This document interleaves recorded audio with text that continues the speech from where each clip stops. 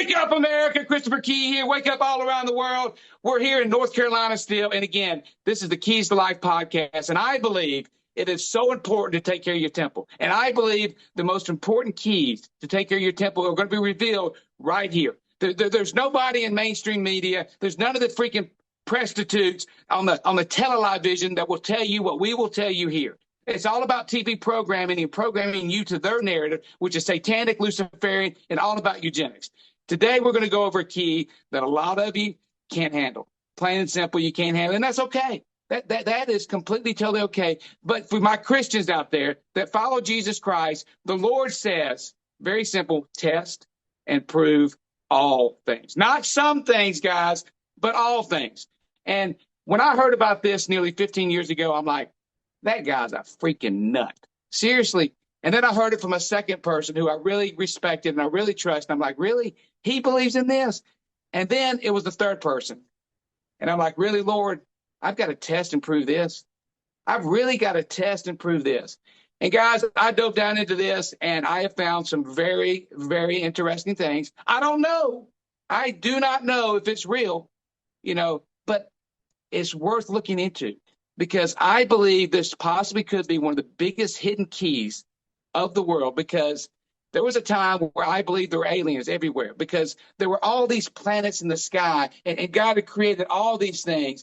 And then I began to look at what the Bible says and how this plane is fixed, non-movable, on pillars. I believe my Bible. So is the Bible lying? I don't think so. But again, I want to bring on a guy that is very controversial that will get deplatformed. This will probably get me deplatformed, but I don't care because my job here is to give you guys those keys to unlock the doors that Satan never wanted to unlock.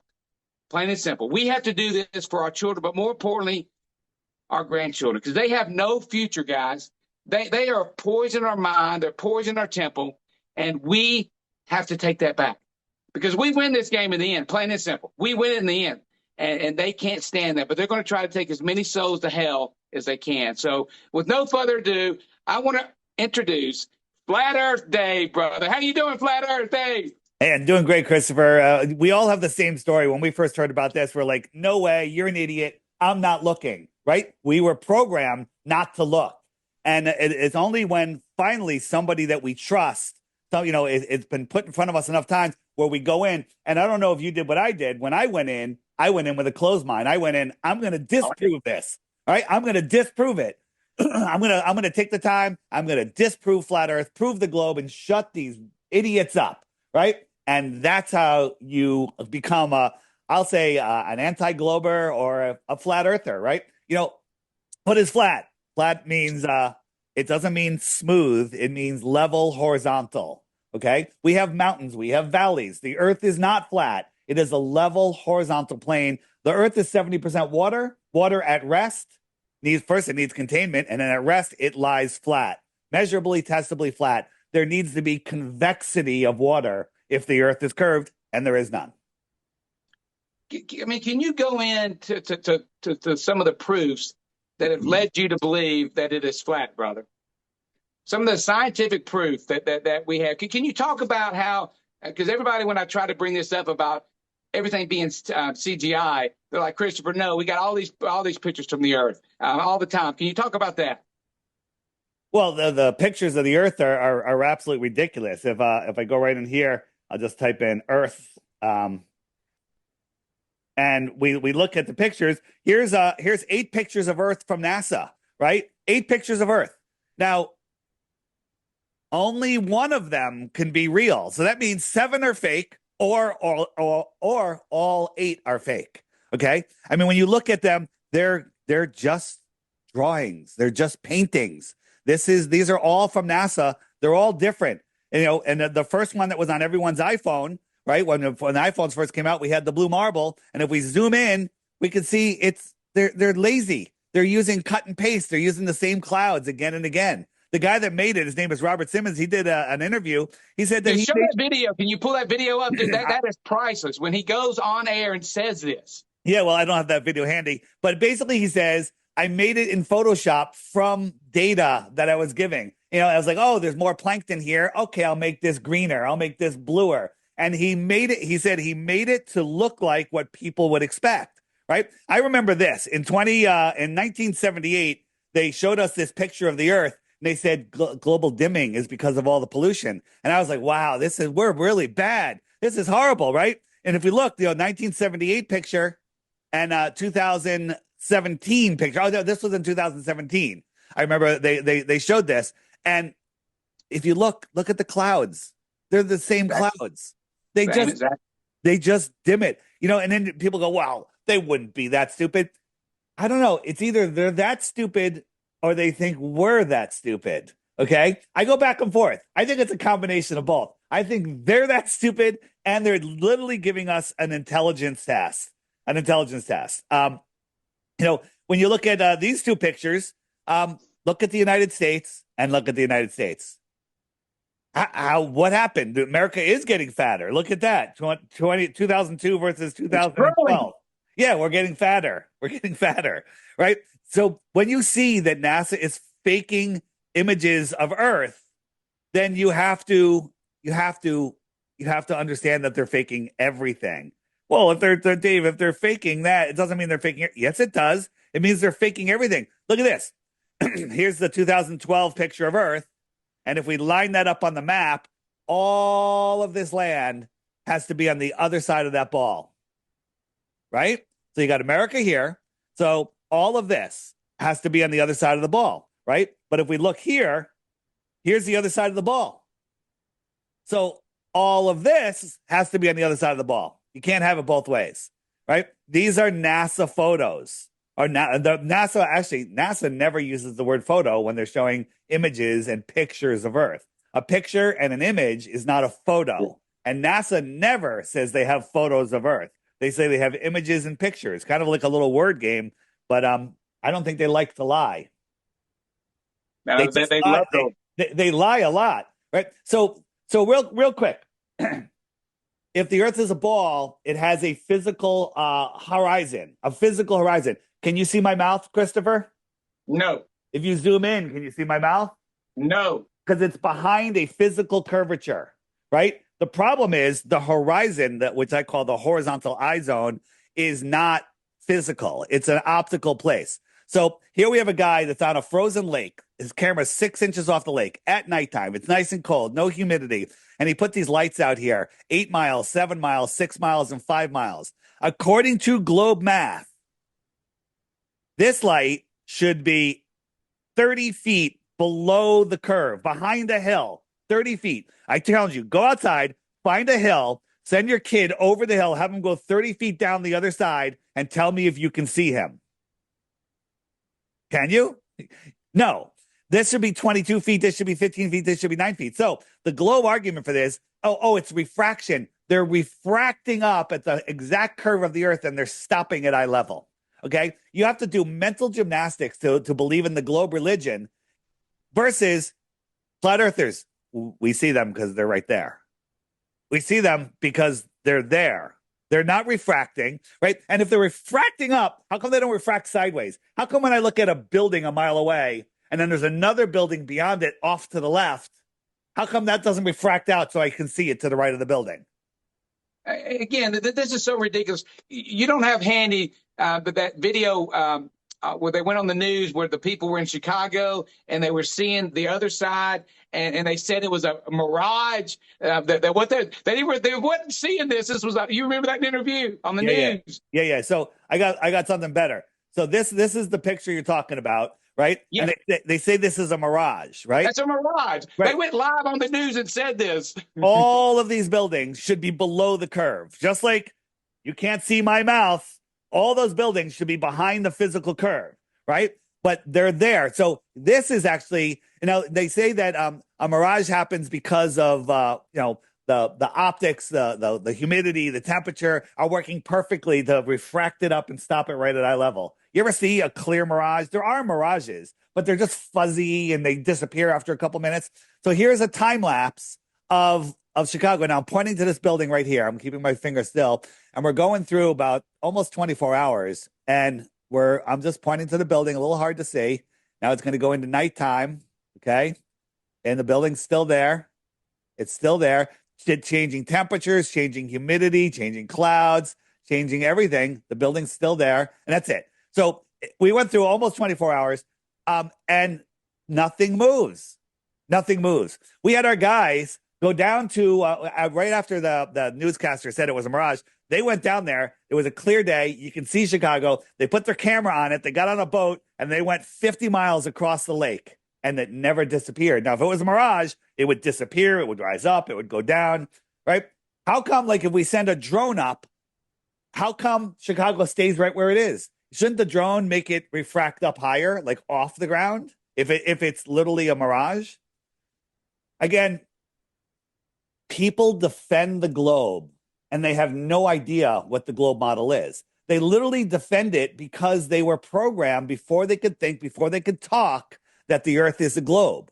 And nobody likes giving up their ball, right? Nobody likes, giving up their ball. I mean, I make a joke about it, but it's actually true, and so people will defend it, but you'll ask them, hey, what's the radius of the earth? What's the circumference of the earth? How did they determine that? How fast is it orbiting? How fast is it going around? How fast is the sun moving? They don't know any of those things, but they still defend it. Right? And I say you try taking a ball away from a baby, what happens? Right? Try taking a ball away from a grown man that loves space, loves Star Wars, loves Star Trek, right? Nobody wants to they don't want to let it go because their ego and all of their fantasies about going to space and new worlds, it's all complete and total nonsense. And it is why would they lie? Most of you listening are already there. Why would they lie? It's about control. I'm going to go backwards. It's about controlling humanity. How do you control humanity? You hide God. You dilute God, right? You make it so you are an insignificant speck in an expanding space vacuum. Here's the globe religion is, when I say globe religion, it is a religion. There is no scientific proof of any of it, right? Space, do you know that the universe is expanding at like 1 billion miles a minute or something like that? Right? It's ridiculous. Wait, what's space expanding into? What's it expanding into? Right? That's a religion. That is just, there's zero evidence of that, right? They say, oh, we're looking at this galaxy. That's 13, that light coming from the galaxy is 13 billion years old. Wait a minute. If the universe started like 13 billion years ago, whenever they said it did, how could there be a formed galaxy already? Galaxies take billions of years to form. So if we're looking at something 13 billion light years away, how could it be formed already? It should have just been a random mess if the Big Bang was true. All absolute nonsense. Again, it is complete, absolute nonsense. And can you go into a lot of people are like, Christopher, what does it matter? I mean, who cares? How does it affect me? Can you go over to that a little bit, brother? So the question is, that, and we all throw that out there. What difference does it make? I still have to go to work on Monday. I still have to go to school on Monday. This is what we are all programmed to say. And that's okay. Sure. The truth is the shape of the earth doesn't matter. It's who you are, where you are, what this place is. They're hiding free energy. They're hiding probably more land. They're hiding technology. They're hiding your connection to the creator, right? The people that run this world they literally hate God. They hate the fact, we don't live in a soul lure system. I say soul lure system, they're trying to steal your soul, luring it away. Right? We live in a soul system made by this creator for us. We are at the center of creation. We are incredible, powerful beings that can manifest with our thoughts. They don't want you to know that, right? They want you living in fear, because when you are living in fear, false evidence appearing real, FEAR, right? You give up your power. And then you say, well, I'm only one person. What difference can I make? You can make all the difference in the world. And so, people say, oh, they're doing it for money. NASA gets $75 million a day, $75 million a day, right? What could be done with that? Could the homeless problem be solved, in every city, every day? Sure, right? But NASA gets $75 million. It's not about money. It's about controlling us. They use money to control us. They use food to control us. They use fear to control us. They separate us from creation. How do you dilute something? You pour it into something bigger, like pour God into infinite space, and you've diluted God. You've diluted creation. Can you go over the clock? Can you show the flat Earth clock? Because everybody talks about how, it's daylight over here, but it's nighttime over wherever. Can you show people how that fits in to the model? Yeah. But when you talk about time zones, so here we have, this is my clock. It's called the Flat Earth, Sun, Moon, and Zodiac Clock app. You can find it at flatearthdave.com, and it'll teach you all about flat Earth. Now, if you look, wherever the sun is, it's noon. We have a top-down view of the world. Now, if you look, this shape of the light kind of wraps around. It's not half and half. And that's because the sun is on its way out towards the Tropic of Capricorn, which is this yellow line here. And as it goes out, the light will wrap around the dome. We believe there's a dome out here, and it wraps around. This does match, when you do an experiment with a dome, the light does do this, and it does match the physical readings on the Earth. If I turn this off right now, I'm here in Connecticut. It's 8:15 in the morning, and the sun is off to my east, right? If I waited until the sun got to right here and I called somebody up in Buenos Aires or wherever that is, they'd say the sun is directly above them. If I waited until the sun got all the way over here and I called my friend PK up in Sydney,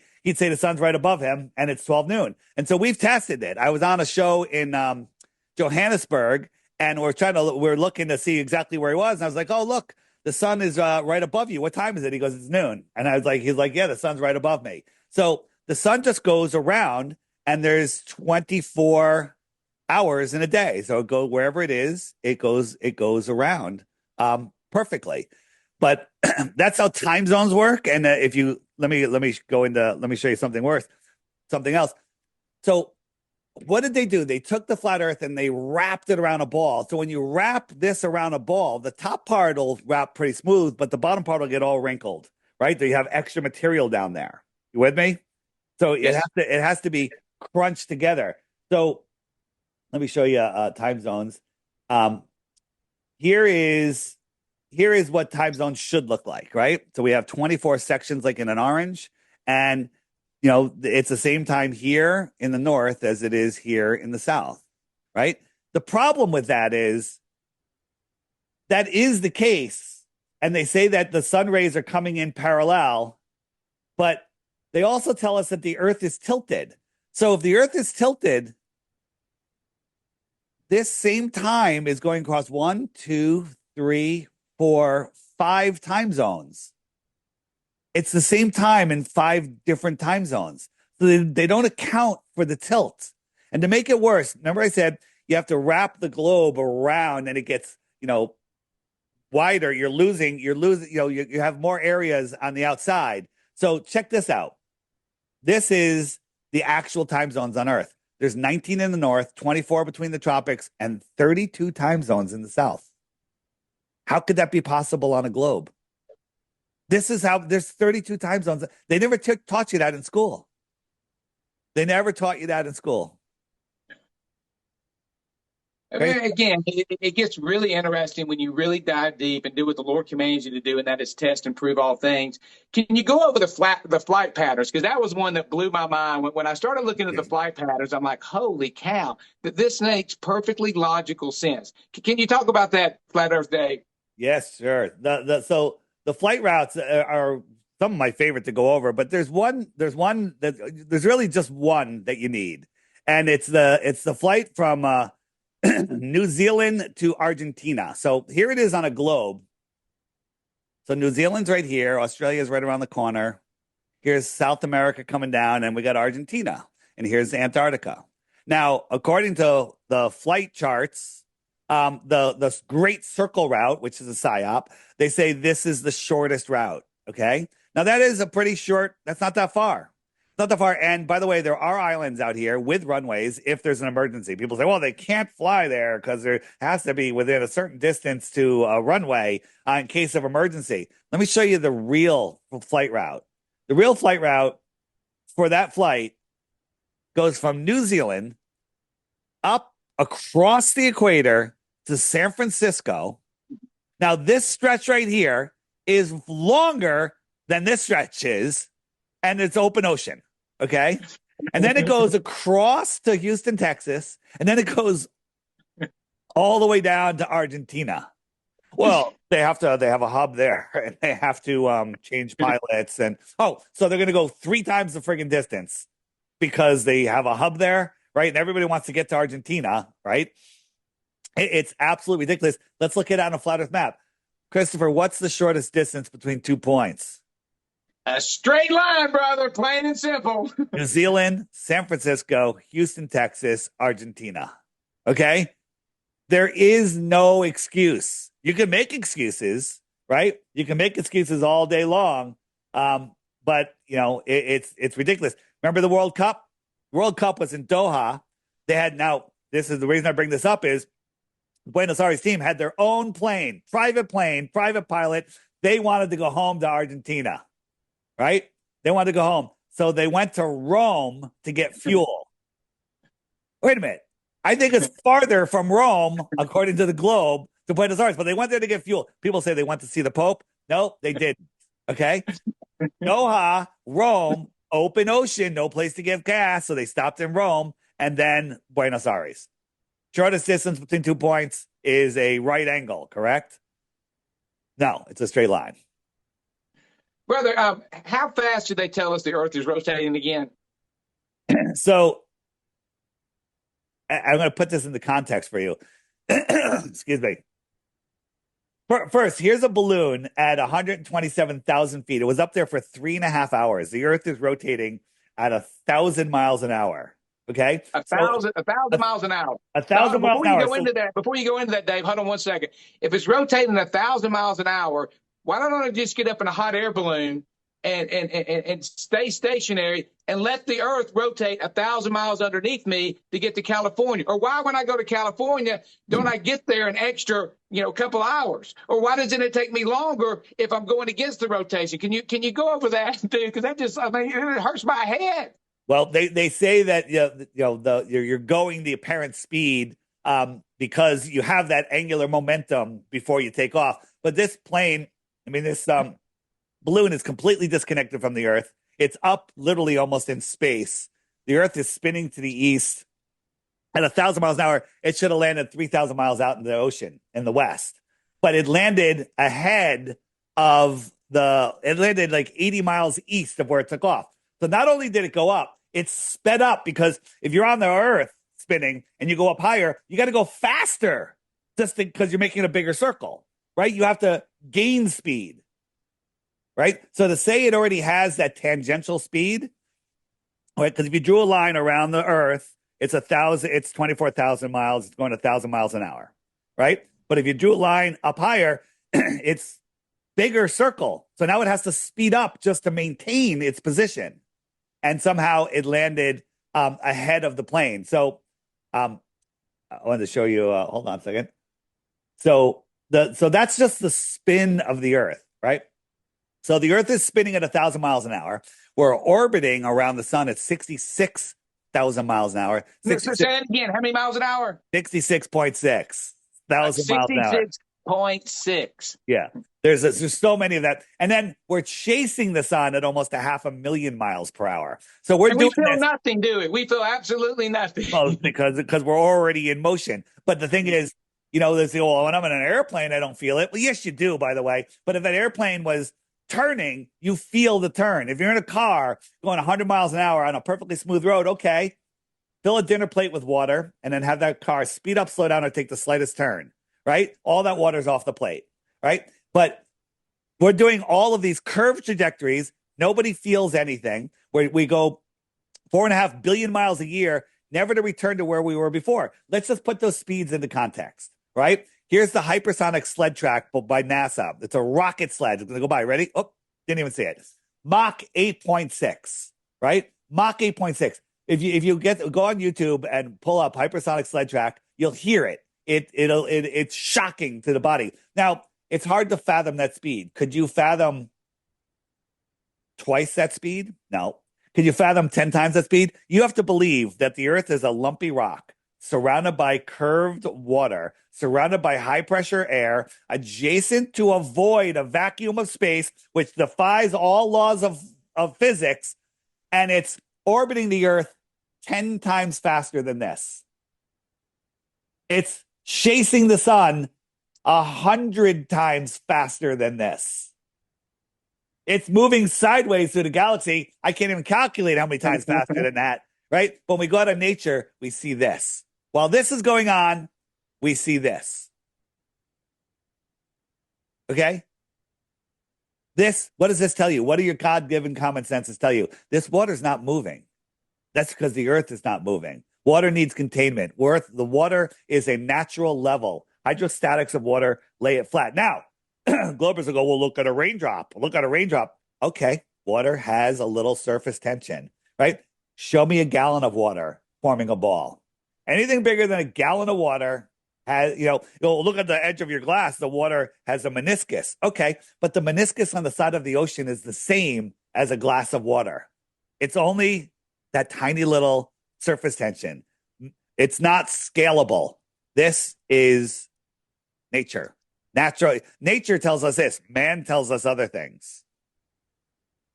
Brother, can you go over the fabulous, Project High Jump, Project Fishbowl, and the Antarctic Treaty? Can you go over those three real quick, brother? Sure. Let me see what I have here. The Antarctic Treaty is the only time all the countries got together and finally agreed on something. It's never happened before, but they all agreed on this. You're wrong. There's another time also.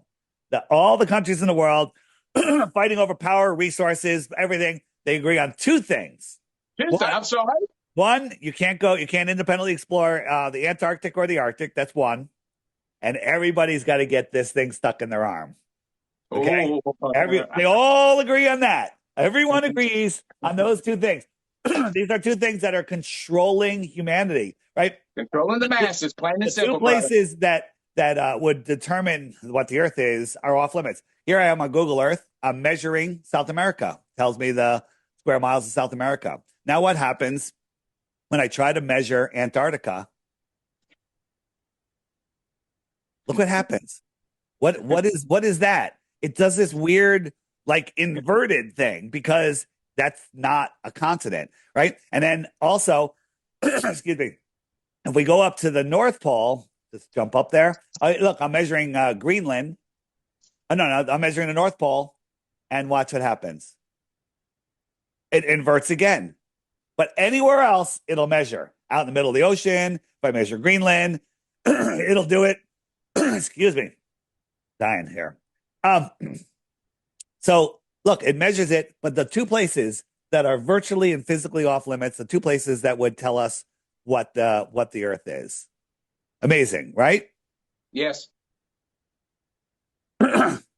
So here's we'll just go over this real quick. This is old encyclopedia, and it was from 1954, 1955.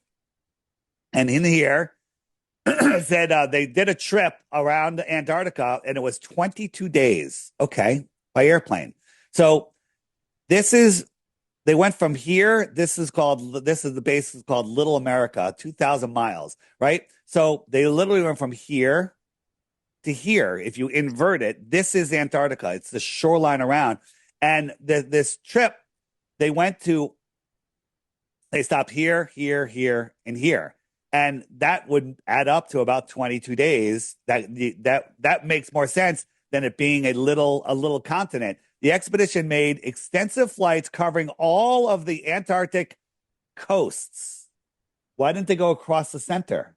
Nobody ever goes across the center because the center is the outer land, right? So basically they took our map and they wrapped it around a sphere and they said, you can't go explore here.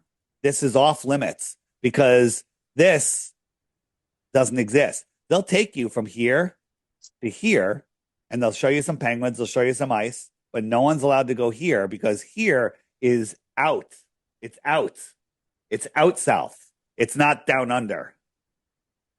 Can you talk about that one pilot that did explore that and the interviews that he did? Can you? I can't think of his name.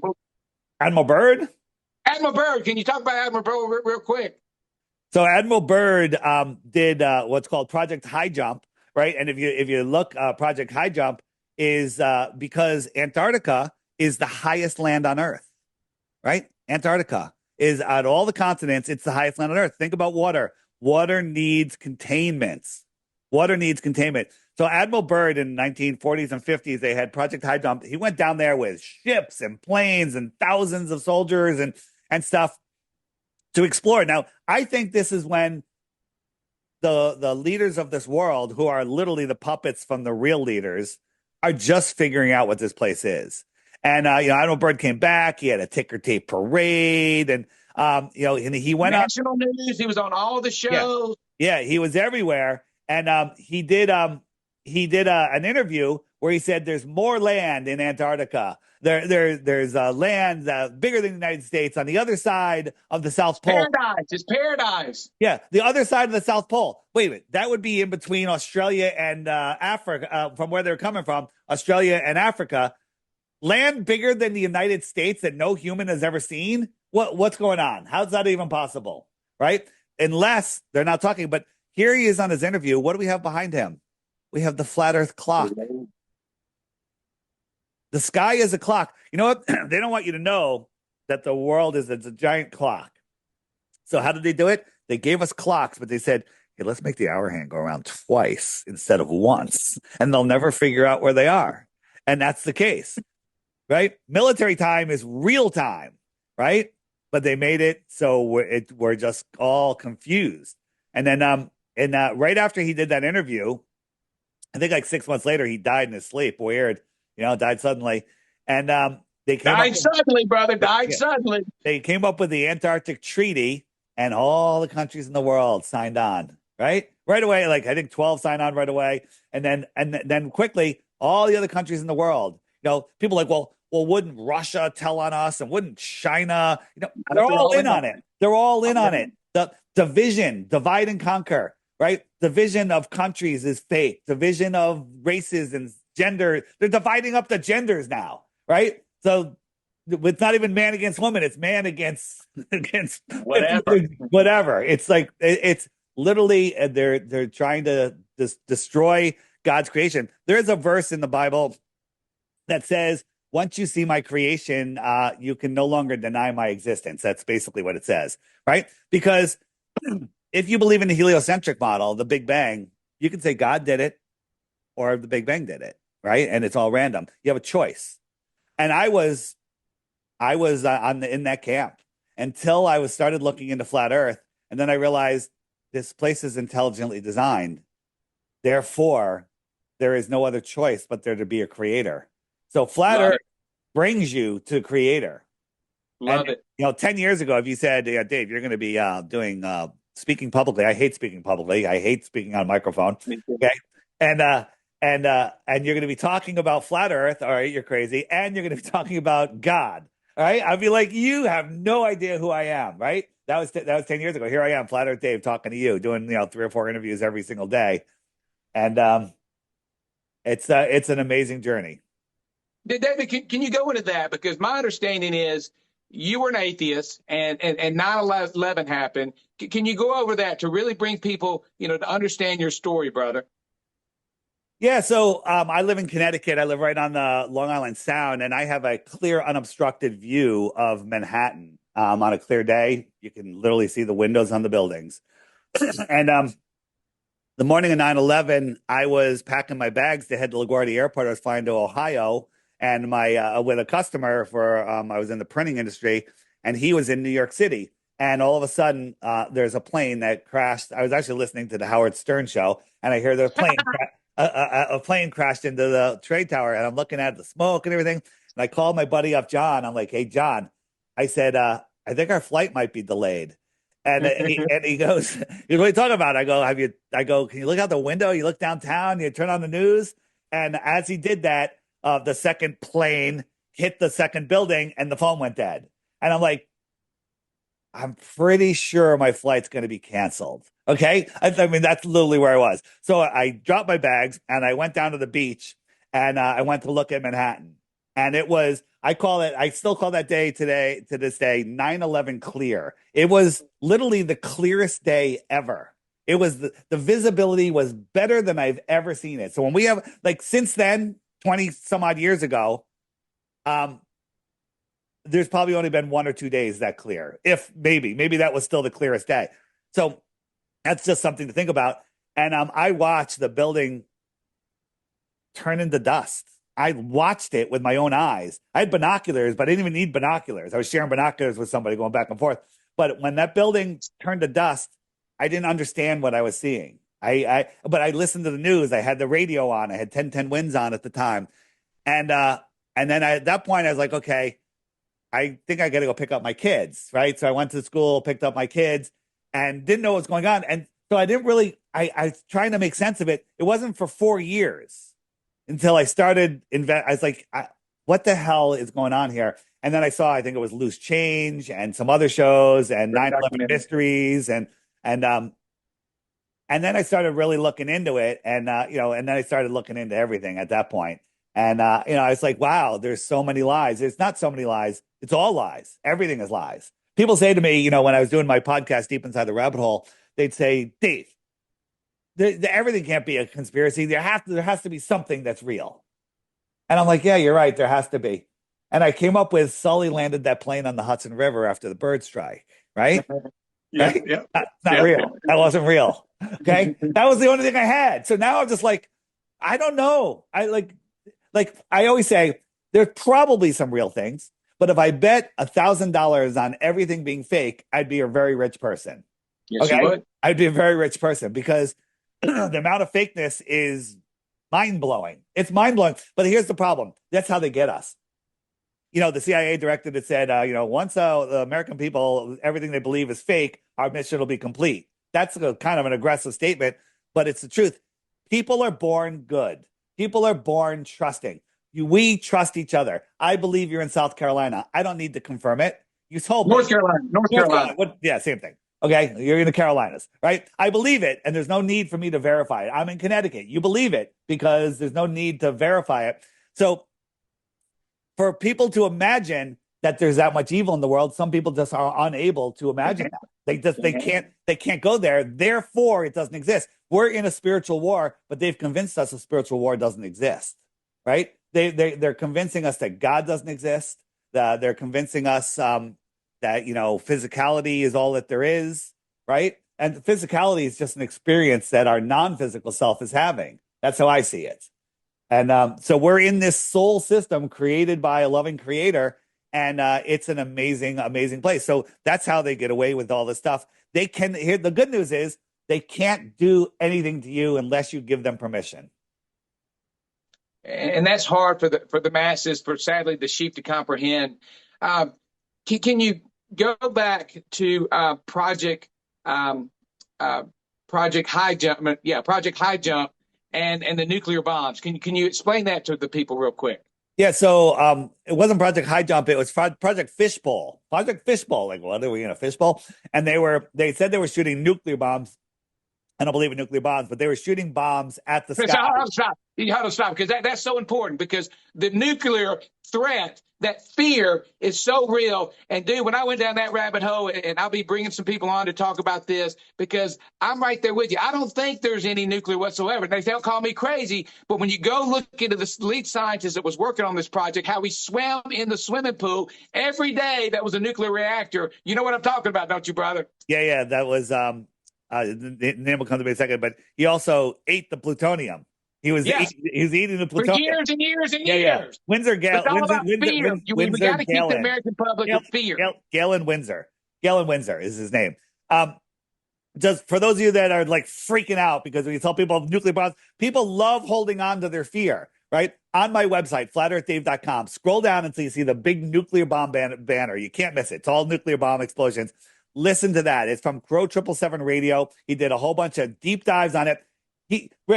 If you want to become rich, invent something that makes people lazier, right? So invent something that does a job for somebody, makes it easier. And Crow has done that for you. He's done the research for you. So all you have to do is listen. You don't have to go research. Listen, analyze it, verify it, and then you'll know. you cannot listen to those podcasts and then walk away believing in nuclear bombs because it's ridiculous. 3 days after the bombs went off in Hiroshima and Nagasaki, the trains were running, the sandwich shops were open, they were selling flowers on the street, people were back to work. Nothing was different except there was a bomb that went off, right?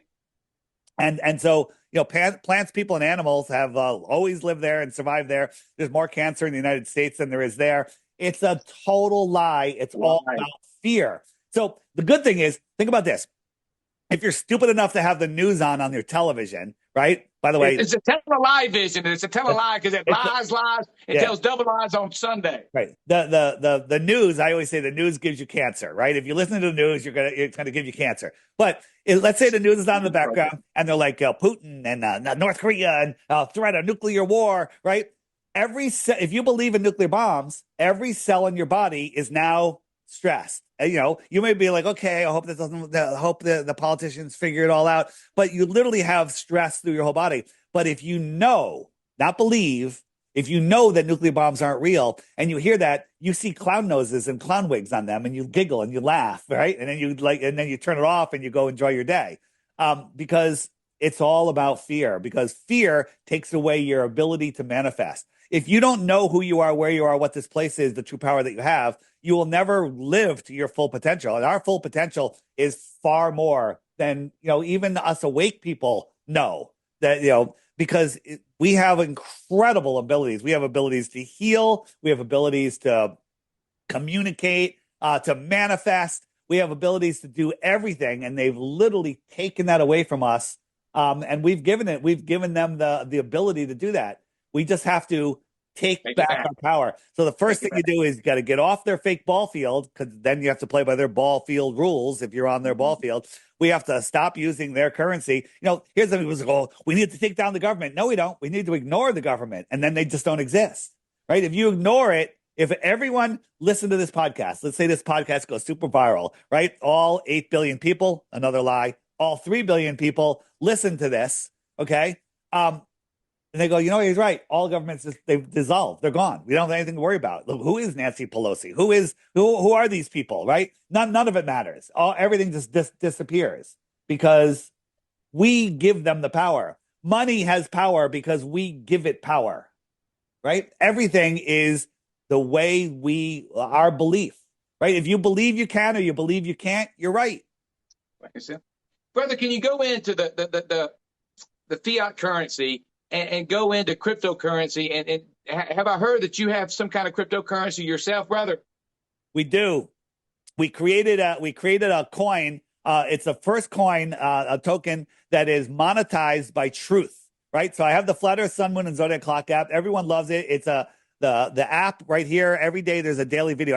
I give people a challenge. I offer 3 Bitcoins, which is now $225,000 since in the last couple of days. 3 Bitcoins for 1 globe proof, but you have to watch the daily video. Every day there's a new video here. While you're having your coffee, click that video, watch it. You'll be like, wow, interesting. It'll get your mind thinking. It'll get your mind exercising rather than being, stagnant and not thinking. And then after 2 weeks, if you think you have a globe proof, send it to me. But before you do, you have to hit the question mark button right there. And that'll come up with all the frequently asked questions. What about satellites and GPS? Or where does the sun go? Or what about eclipses? Why the lie? That's a great section. All of the videos in there are being hidden by Google. They don't want you to see them. But these will teach you about the power of the earth. So this is the button. It's called the Dome coin. And the way it's mined is not like other cryptocurrencies. If you refer the app to somebody and you give them your referral code, everyone has a referral code when you sign up for it on the app and the friend finder, and they use your code, you earn 1.5 million Dome, right? Sounds like a lot. There's 1 trillion Dome total in supply, and they're mined by waking up other people to flat Earth, right? So it's a good thing. You wake somebody up to the truth, you earn 1.5 million Dome, which is worth about $8, by the way. The app costs $3. And you earn $8 in Dome that you can sell. Okay, it's really weird, but hopefully you don't sell it. You hold on to it, and we push the value up. But check it out. So all of that can be found at flatearthdave.com. What did you want to know about crypto? Oh, the dollar. Well, hold on again. They can go there, and my coupon code is Keys to Life. So make sure that you enter. No. We had it was going to be short. It was just keys. Oh, we changed it to keys. It has to be less than 7 characters. Oh, Keys. that's right. Okay, I'm sorry. Yeah. You screwed me up. So Yeah, again, guys, well, what's that website to get to again, brother? So flatearthdave.com, download the app, and the first thing it's going to ask you is, do you have a referral code? Just type in keys, and then Christopher will get some dome coins, and all is good. All is good. And then you have the app. If you don't put any code in, there's nothing you gain or nothing you lose. You just, you But use keys, man. We need funding. We need help. Yeah, and so 1, you're getting the app to educate yourself. 2, you're funding Christopher to do more of his activism. Christopher's doing a great job waking up the world. He's a great activist. There's all sorts of on the app. Also, there's a biblical section. Click the biblical section. There's all sorts of amazing stuff in here. But one of my favorite buttons is this one. It's the Griffin. It's the old world. Christopher, you've looked into the old world, right? Oh, yes, brother. So there's a great documentary, Old World Order. That's another one you could watch after this. Old World Order. That's actually that might be a better one a great one to watch. Old World Order, and it's an intro into what was here before us. All of our history is a lie, right? The Transcontinental Railroad wasn't built; it was excavated, right? San Francisco was here before Christopher Columbus discovered America. Okay, it's what? What are you talking about? This crazy flat earther saying this crazy things. My lunch break, these 2 red ones, amazing. Check My Lunch Break out. He's on YouTube. He's on Rumble. Just search My Lunch Break. And I have to warn you, if you go down the old world rabbit hole, there's no bottom. So just dive in head first. Hey, but once you go flat, brother, you can't go back. Once you go flat, you can't globe back. Another thing is, everyone wants to get away this winter. A great place to go would be Acapulco. I'm speaking at Antarctica again in February, and it is a great conference. So many truthers there. It's 6 days. I'll be there. Yeah, Christopher's going to be there. It's 6 days, and it's amazing. And if you go to my website or on the app, in the shopping section, there's a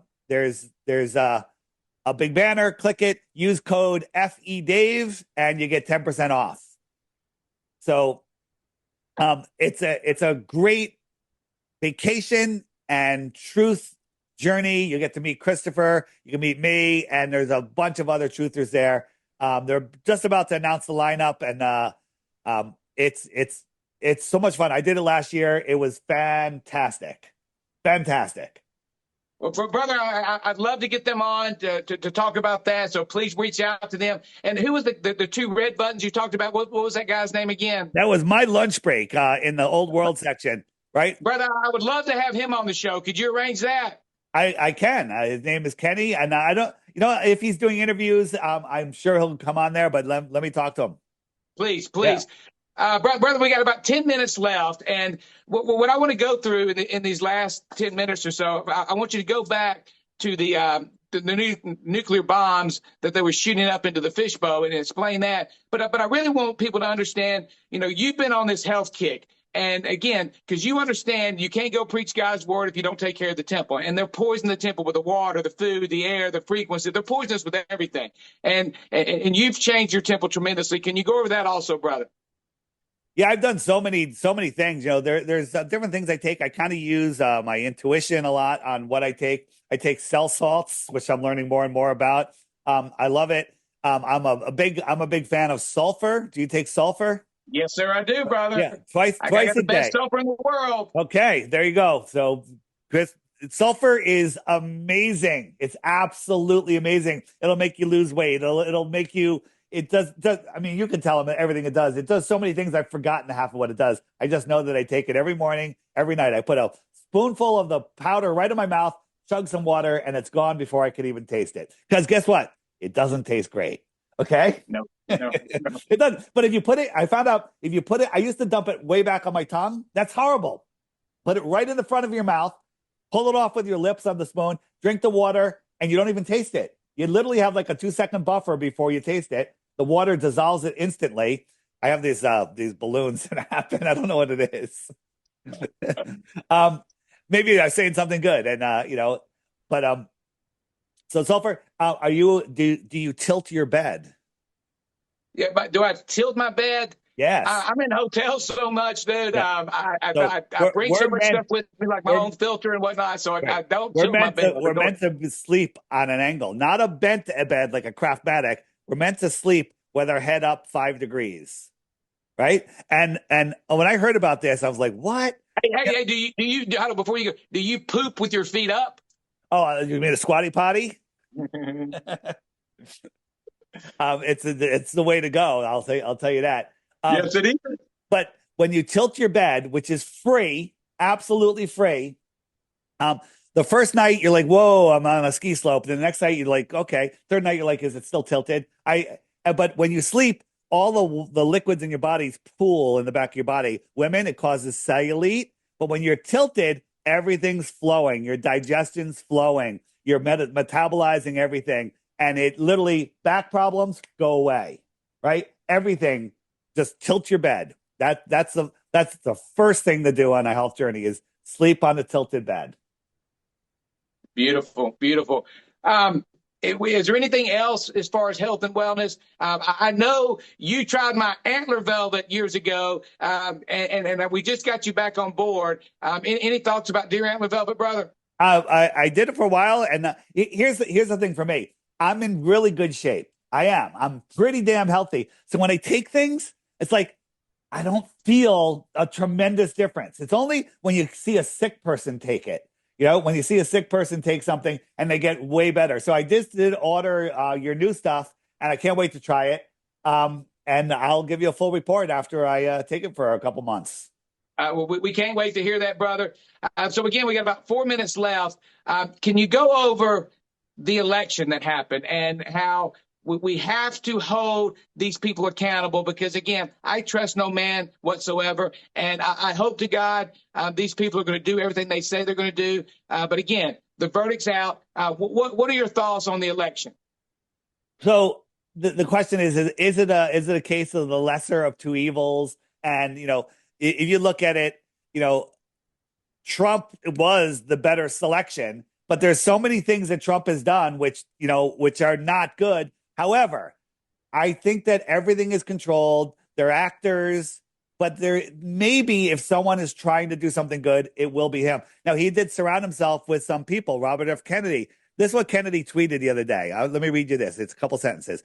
The FDA war on public health is about to end. This includes aggressive suppression of psychedelics, peptides, stem cells, raw milk. I'm a big fan.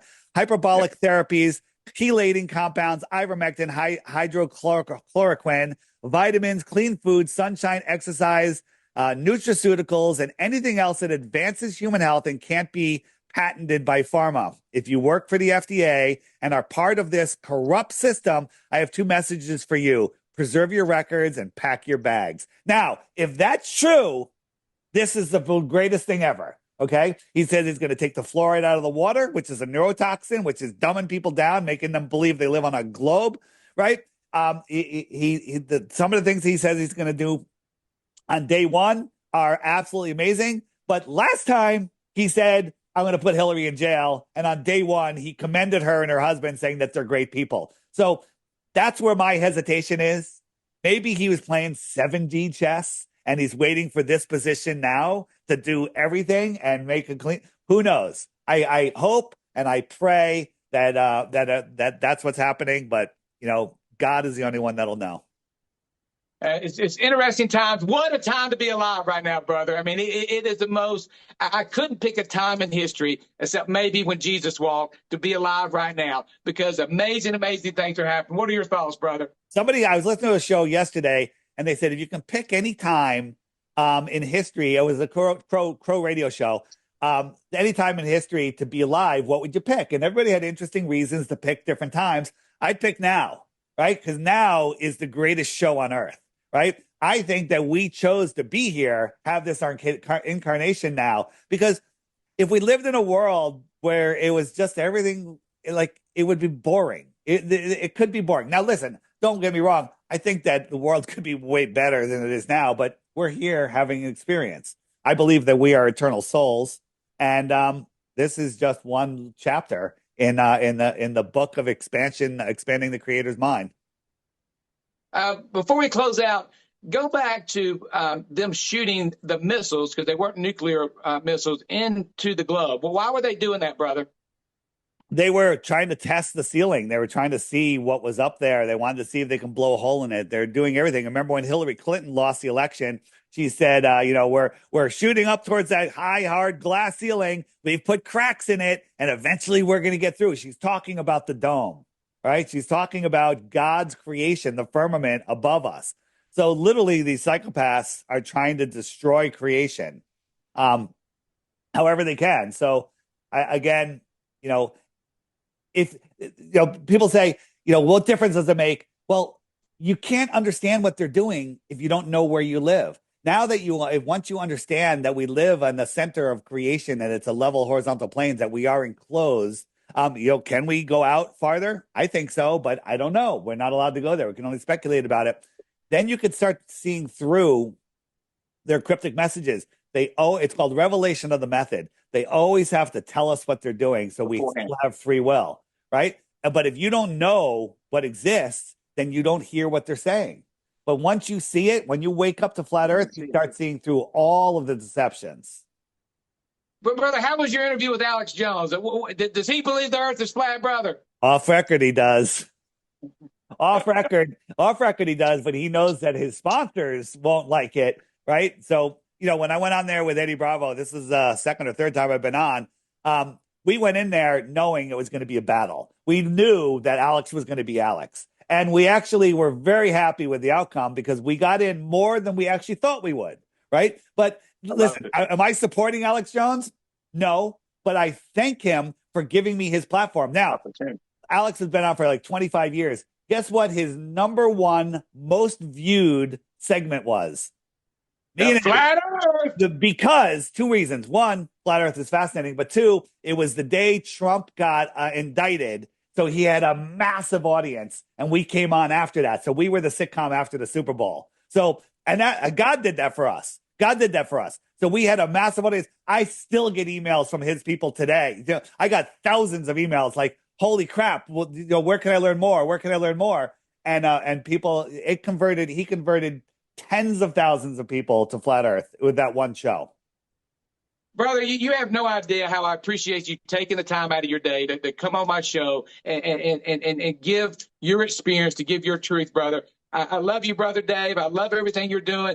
Before we close out, again, how do people go to learn more about what you're doing, brother? Everything can be found. Follow me on X. Follow me on my YouTube channels. I have a YouTube channel that has all short videos. I have my interviews channels.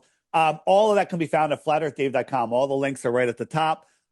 Come to Acapulco. Where are you going this winter? Go on a Caribbean vacation or a tropical vacation. Go to Acapulco. We're on the ocean. It's in the Secret Garden. It's a beautiful place, and you'll meet amazing people like Christopher Keys and all these other speakers, and you'll learn. Excuse me. You'll learn. You'll experience. You'll make new friends, and you'll just love it. It's an amazing, amazing trip. And don't let the news scare you about Mexico. Connecticut is more dangerous than Mexico, right? And now here's the truth. Everyone's like, what about the cartel? The cartel are the good guys, okay? The cartels don't let anything happen. Like, let's say some girls were out at night and they get sexually abused or they get raped, right? The cops don't do anything. Next day, those guys are dead, floating in the ocean, okay? All right? I kind of like that. I like that. I'm a fan, all right? Love it, brother. Yeah. Make sure you guys use coupon code KEYS to help fund this operation so we can continue to bring you guys the truth. And in closing, guys, don't believe anything Dave or I have went over today. Do what the Lord commands you to do, very simply, and that is test, brother, and prove all things. Not some things, but all things. And guys, they don't want you. They don't want you to understand the power that each and every one of you individually has, where you can take what you've learned today from Dave and you share with one person. One will turn to two, two will turn to four. Before you know it, 8 billion souls, which really, how many are there, Dave? 3. Okay, well, let's keep it 8. It sounds better. I like it. I was kind of bummed. I was like, wow, my target market, it just went down by over half. That's horrible. All right. But Now the trolls will all show up in your comments and saying, "Oh, I'm a grifter. I'm trying to sell $3 app that doesn't work." Blah blah blah blah. Look at their channels. They're empty channels. They never offer glow proof. And here's the thing: is don't believe anything I say. Go verify everything. I verified stuff. Right? The app is the easiest way to do it. It's $3. One-time charge for $3. Now, there is some higher function, social media. There's a dating site on there. There's all sorts of stuff where you can meet other flat earthers. That's $11 a year, okay? Match.com is like $40 a month, all right? It's $11 a year, and it's highly worth it, but you don't have to subscribe. The other thing is, if you don't want to get the app, fine. Scroll down on my website to where it's a big picture of me. It says Crash Course. Click there. Watch those videos. I guarantee if you watch 3 of them, your globe is destroyed. Beautiful, beautiful. Guys, please test and verify. Go to your, I love it, Dave, when I'm wrong, because I'm the type of person when I'm wrong, I've learned something. I love it when I'm wrong. So, guys, test and verify, test and prove all things. And Dave, again, it's been beyond a pleasure, brother. There was one last thing I wanted to go over, and it's not coming to me. But before we close, the movie. Again, what we do every night when we finish our amazing interview with our guests, we ask them to provide us with a documentary that you can continue to watch to really help verify these things. So what is that documentary we're about to start right now, Dave? We're going to watch, there's a series Level, The Next Level, and Level with Me. Level with Me is the third one. We're going to start with the third one, Level with Me, by Sean Miller. Yeah, it's fantastic. Awesome, brother. Send that to me. And guys, right now, you can go over and just stay. Actually, you ain't got to go nowhere. Stay right here. And that documentary is going to be starting right now after I finish this last presentation. Guys, real quick, I am on day 41. I'm sorry. 41 of my 40-day fast, where the only thing that have entered these lips has been hydrogenated alkalized water, my urine, yes, my urine, and we'll talk about that later, and my amazing glutathione, my Men's Edge, and my deer antler velvet. Nothing else has entered this temple in 41 days. And Dave, I feel fantastic. I can't go to bed at 12 o'clock. I'm up at 4 o'clock. I got energy out the wazoo. I don't know if I'm going to break this fast, brother. That's how good I feel. And guys, if you want to feel this good, please go to getigf1.com. Getigf1.com. And if you're a male, right now our men are a bunch of pansies because of the glyphosates, the pesticides, the herbicides. You get on the Men's Edge. The Men's Edge, it's clinically proven to increase your your testosterone levels by 40%. This is unheard of. This is unheard of. And this is why I was shut down and banned by the NFL, the PGA, Major League Baseball, the NCAA, why the government fined me hundreds of millions of dollars 10 years ago, why they came after me again 13 months ago for another $6 million, because they don't want you to have access to it. And if you buy any product on the page, we will give you the free bottle, the 300,000, the one that increases your IGF-1 levels by 60%. We'll give it to you for free, brother. We'll give it to you for free. And we haven't forgotten you women. You women, you have to have IGF-1. If you want to look 10 years younger, if you want to feel 10 years younger, you need the new women's product. And if you buy that product or any product, you'll get a free bottle of the 300,000. So again, guys, go to getigf1.com. You use coupon code 11 and you get 10% off, and we'll give you a free bottle of the 300,000. And lastly, closing, don't forget the new weight loss product, and don't forget glutathione to help the body detoxify. Love you, brother. God bless. Anything you want in closing? That's it. FlatEarthDave.com. Check it out, verify, and free yourself. Free your mind. Love it, brother. Love it, brother. Guys, the website, Christ is Key. ChristIsKey.life. ChristIsKey.life. Love you guys. God bless.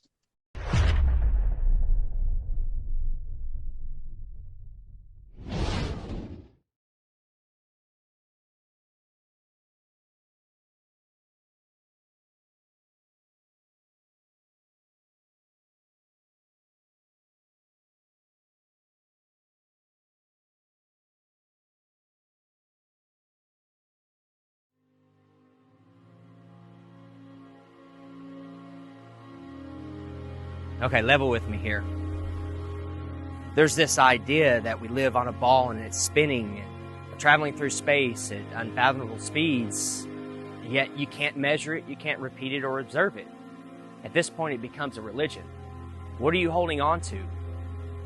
Do you care what other people think? Are you just worried what your friends and family are going to say? Is it your satellites? Is it your aliens? There are no satellites in the vacuum of space. Satellites are satelloons. You're aliens. Let's say you're an outer space alien fanatic. What if I told you you can have your aliens too?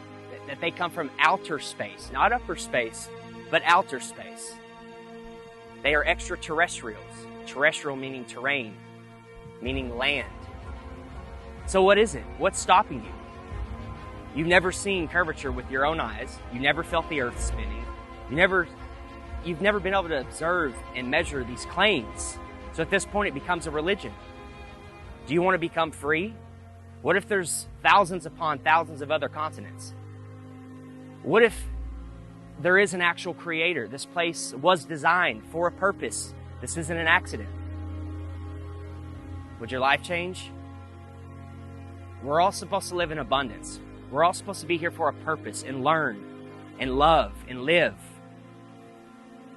Being on a ball from an accident of a Big Bang, evolved from monkeys, that's no way to live. That's no way to perceive life.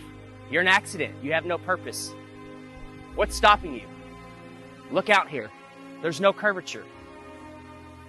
120,000 feet, 30,000 feet, it's nowhere to be seen. Where's the curve? It's time to pay attention. It's time to wake up. It's time to become free.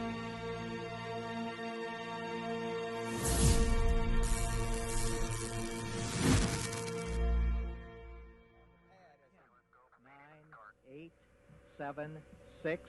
We have main engine start. 4, 3, 2, 1, and liftoff. Liftoff of the 25th Space Shuttle mission, and it has cleared the tower. On January 28, 1986, CNN watched the Challenger launch live on the air with its viewers. They and the other media outlets told you that the astronauts died in the explosion. But as always, there is an agenda behind every mainstream headline. This morning, it looked as though they were not going to be able to get off. 1 minute 15 seconds. Velocity 2,900 feet per second. Altitude 9 nautical miles. Downrange distance 7 nautical miles. Looks like a couple of the solid rocket boosters blew away from the side of the shuttle in an explosion. Flight controllers here looking very carefully at the situation. Obviously a major malfunction. We have a report from the flight dynamics officer that the vehicle has exploded. Today is a day for mourning and remembering. Nancy and I are pained to the core by the tragedy of the Shuttle Challenger. We know we share this pain with all of the people of our country. This is truly a national loss. The 7 NASA astronauts supposedly killed in the 1986 Challenger disaster did not die in the explosion and are quietly living out their lives in the US, with many of them hiding in plain sight, using their same names and working at high levels in the same fields they worked in before the disaster, according to explosive evidence uncovered by investigators. We've located 6 out of 7 of them. In the world of deception, it's really easy to say this person is that person, and there's a lot of that going on, muddying the waters. But 6 out of 7 have identical names. They work for universities, most of them. There were no people in the Challenger. That was a hoax. That's been proven conclusively by researchers and reporters, investigators, who have found that those supposed people that were in the Challenger are still alive today. We remember Dick Scobie, the commander who spoke the last words we heard from the Space Shuttle Challenger. We remember Michael Smith. We remember Judith Resnick. We remember Krista McAuliffe. We remember Ellison Onizuka. We remember Ronald McNair. People still think the Challenger exploded with these astronauts. It was a horrible thing. Never happened. Yes, the rocket exploded.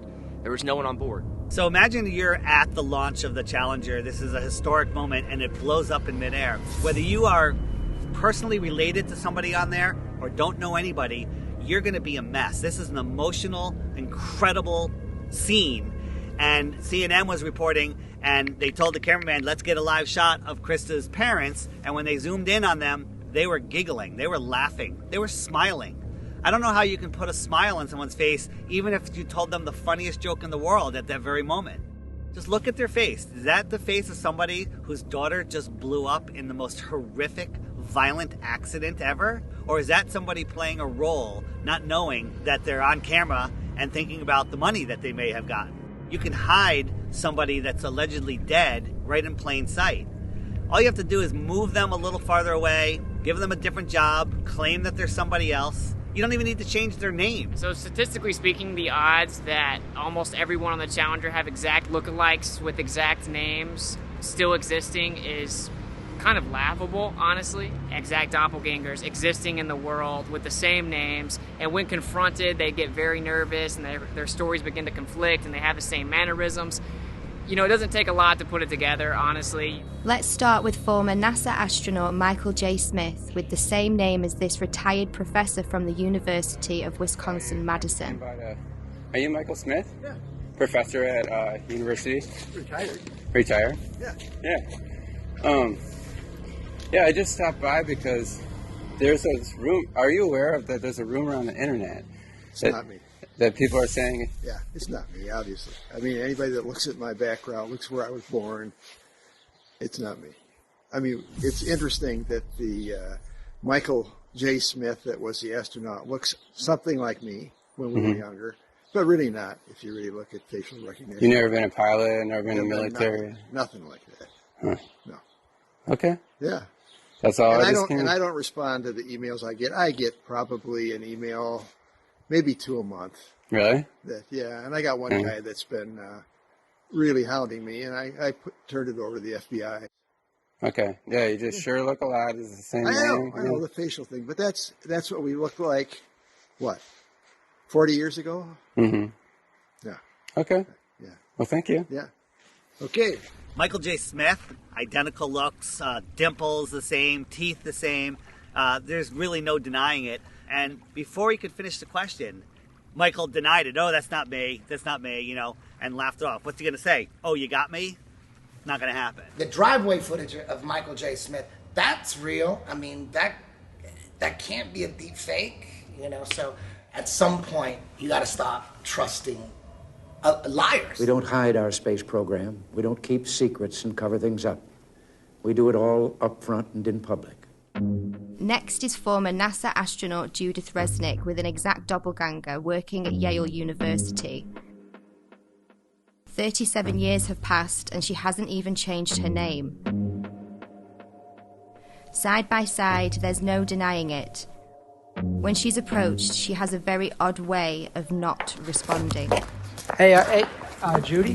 Judy. How you doing? I'm from the press. I just had a quick question, if you don't mind. What press? I'm from a radio station in San Bernardino. I know there's a conspiracy about the space shuttle.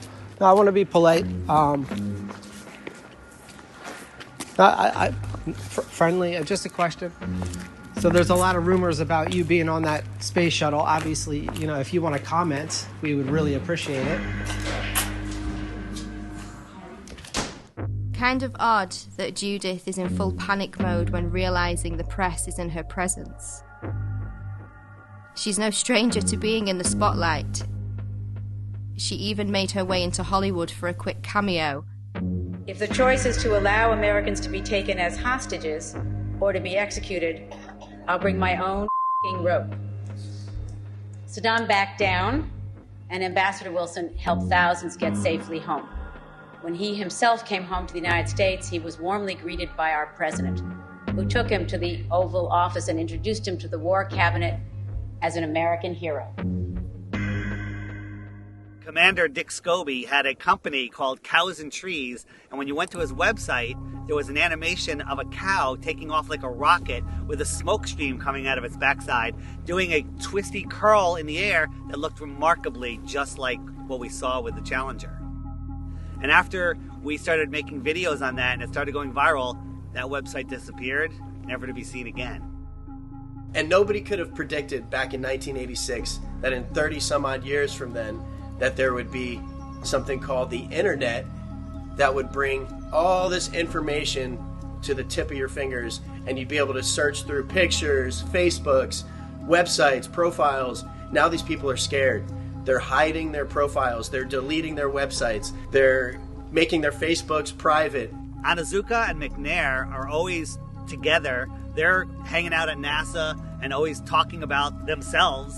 Ellison Onizuka, if you look at clips of him back in 1986 when this happened, he actually spoke like, every other word was, Let me say that it's really a pleasure to be back.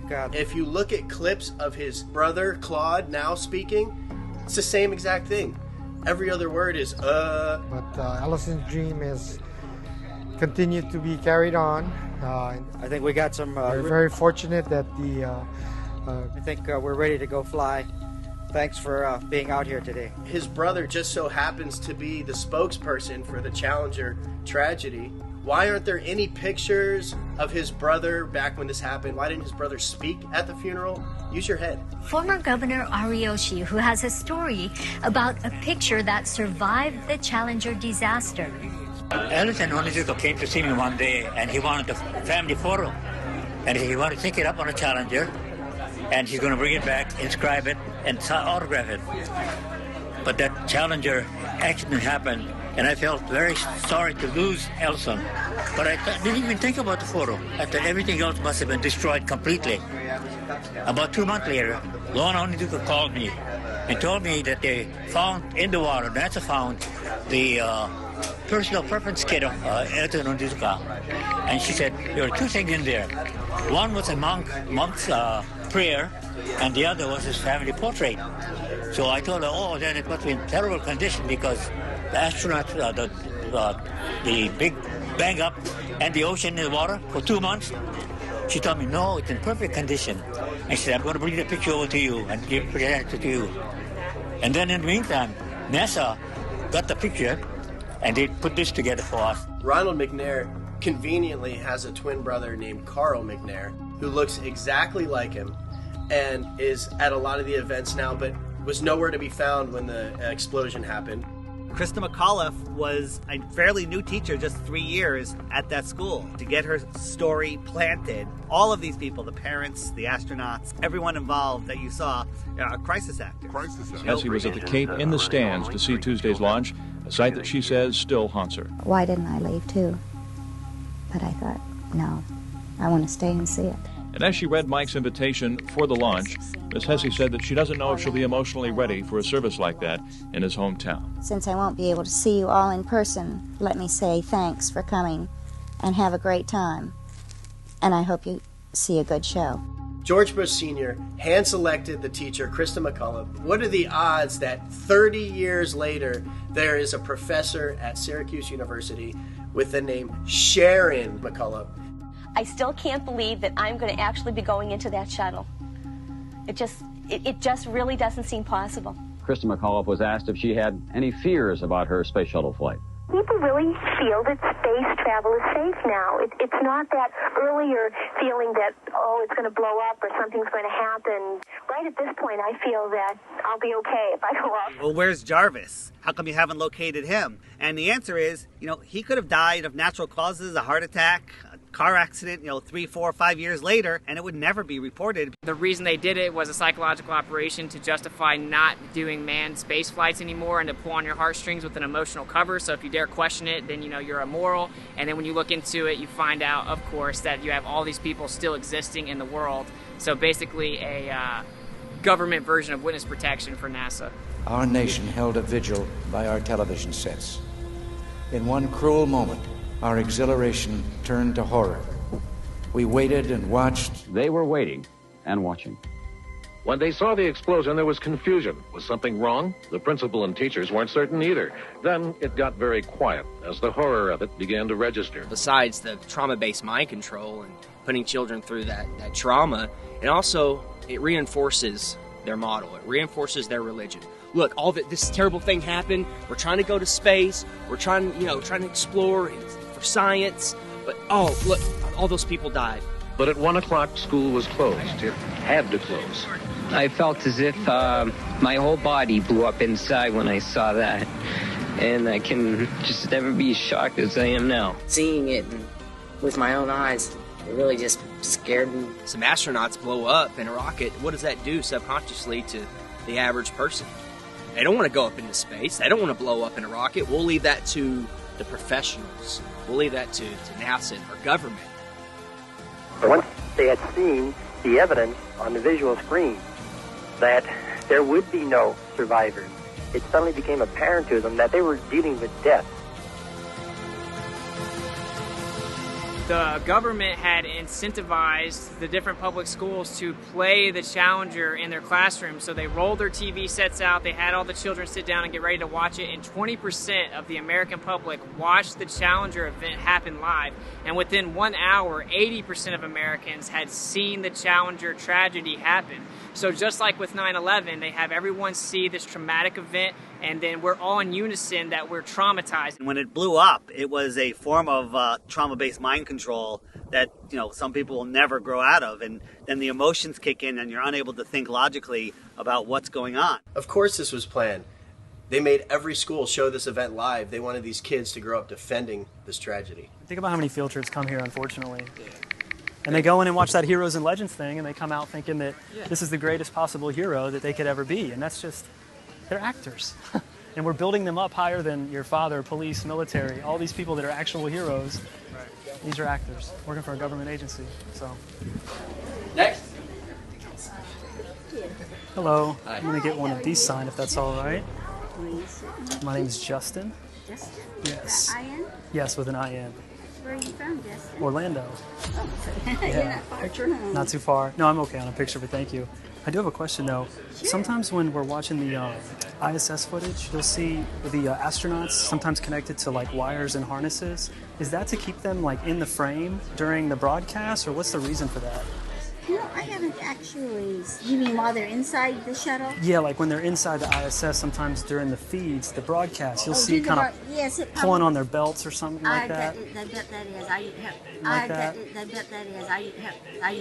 I have not personally seen that. Oh, really? But I know that they, they try to be still when they're doing talking to someone, and then they usually try to release and do like a flip at the end or something like that. Because I've seen the flip before, and it almost looked like a foot was caught like inside something, but there was nothing really there. It was really strange. I didn't know if there was something to kind of like hold them in place or something. We never had anything like that, but they may have learned over time that it was hard to stay still, and they may have come up with something. Did you ever think the public would find out that all the spacewalks were filmed underwater? Thanks, sir. Did you have any comment on that? Well, we train underwater. Oh, okay. But only training? Only training. Okay. Most of the public have no idea that the ISS is located in an underwater neutral buoyancy lab in Houston, Texas. The space station footage that they trick us with is not travelling at 17,500 miles per hour above your head. It's all being filmed here on Earth. An exact ISS replica underwater. Coincidence? It's a pretty simple process. Film your footage underwater, remove the water layer, add in your CGI Earth layer, and cast your spell.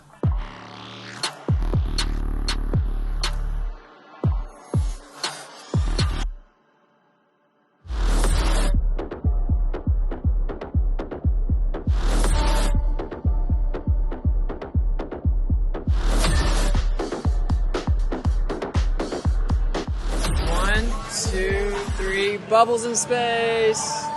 The International Space Station, that's a complete fraud. It's a complete hoax. I don't believe that all these astronauts are living up there and doing all this. Every single time that they do some type of live demonstration, you can see some type of faulty wiring, some type of glitch. They're literally being held up by strings. Green screens, wires, CGI, augmented reality, all sorts of issues. Think about this. They always have the women with long flowing hair. That would never be allowed. They literally spray hairspray in their hair to make it look like their hair is floating in zero gravity. The International Space Station, brought to you by the same guys who faked 6 moon missions. Yeah, I believe that. I don't know exactly how they're videotaping themselves. They could be on one of those zero-G planes and, doing it all in there. I'm not sure how they're doing it, but I don't believe it at all. It looks like a bunch of green screen I don't believe that at all. The space station is a serious place.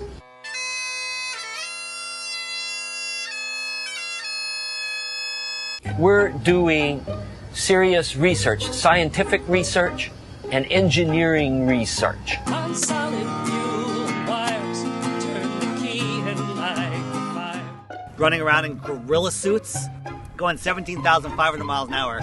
There's supposedly micrometeorites, other satellites up there. They could die at any second, but they're running around playing with water. They're always playing with water, claiming to grow lettuce. And I love this video because it looks like animation, like something that somebody made, but it's actually real footage from the space shuttle, just sped up just a little bit. And this is a little video. It's about 4 minutes long here. So there's the space station. I love that this is not animation. This is film taken by a shuttle of the space station. And so this is real. It's not animation. Now, this looks like animation, and I'm very proud to know that it's actually real film. It's not a video game. People are living there. I know this looks like animation, but it's actually really real. I love this video because it looks like animation. It doesn't look real, but it is real. People can watch all these ups and trickery by NASA and all these other space agencies, and all that goes out the window because they see a little light in the sky. And it's the ISS. Oh, yeah, that's the ISS. That's all the proof they need, and everything else goes out the window. The view will still be A-OK out there, and all you need to look for is a bright light in the sky that will be moving, and that'll be the space station. I've seen the light go from horizon to horizon. There's many problems with that light. First, it's as bright as the sun. It's really bright. How is the ISS reflecting that light as bright as the sun back to me the whole way across? Is it made of mirrors? Is that mirror following me? Right? How would somebody 10 miles away see the same reflection? Because it can't reflect in all directions. It's going 17,500 miles an hour. For 12 minutes, I could see it. So what is it? I was in communication with a NASA whistleblower, and he says that they have 5 B-2 bombers that they've remodified with some parts of them are transparent material with a thin metal struts that you really can't see. The bottom was overlaid with LEDs to match the color of the sun. And they use them in their base. 2 of them are in Alaska, and I forget where the other ones are. And they take turns doing these flybys.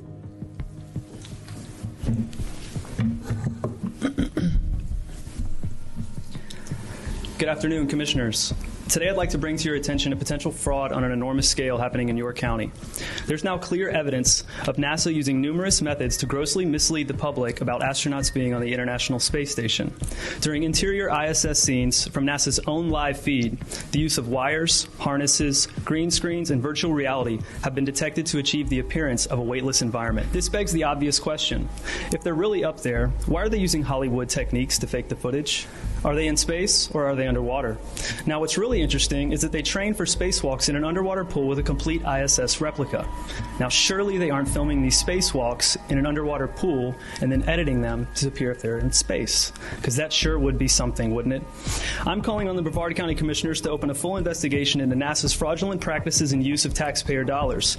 It costs NASA $3 billion per year to operate the ISS, and if they don't have a darn good explanation as to why they're faking these videos, I and the public would like a darn good explanation as to where our tax money is going. It is our duty to expose and eliminate this fraudulent and astronomically wasteful ISS program. And look, I know what you're all thinking. The NASA is part of the federal government, and you're just county commissioners. Even if what I'm saying is true, what can you do? But let me remind you, not only is this happening in your county, as public officials, you have the platform and the ability to make a statement or hold a press conference, alerting the public, state, and federal authorities to investigate further. You have the power to start the conversation. I look forward to the day that $3 billion annual budget is put towards our veterans, our homeless, maybe some of that mental health stuff the young lady just spoke about, and the revitalization of Brevard County. Flat Earthers pay attention. We're paying attention to NASA. We're paying attention to SpaceX. Most people aren't, but yet they'll defend it. They'll defend it. They have no idea the Earth's supposed radius. They have no idea how far the sun is supposed to be according to NASA, 93 million. They don't know. Like, how far is the sun? Like, I don't know, a couple million? I don't know. They have no idea, but they're defending it to the death. You know, once you start paying attention and have an open mind, pay attention.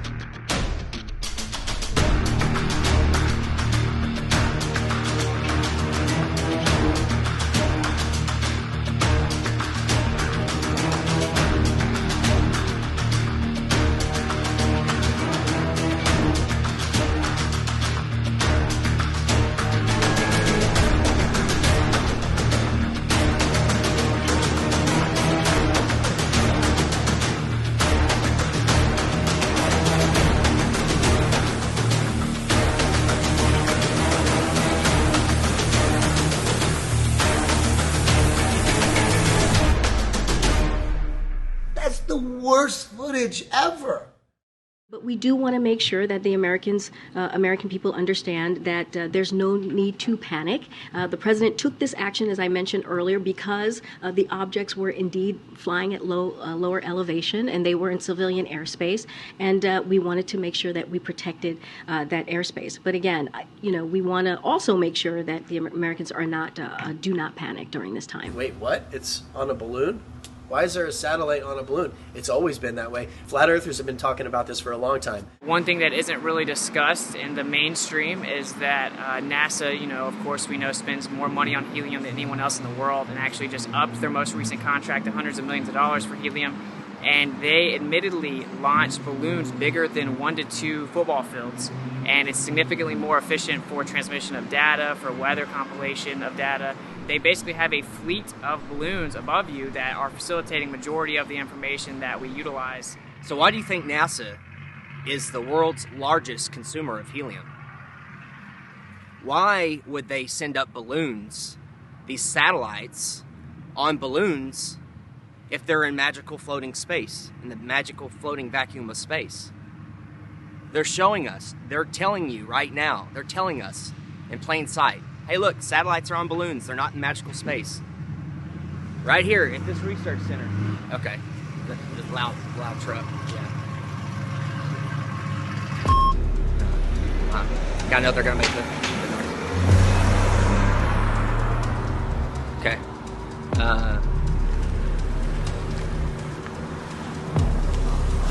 Howdy.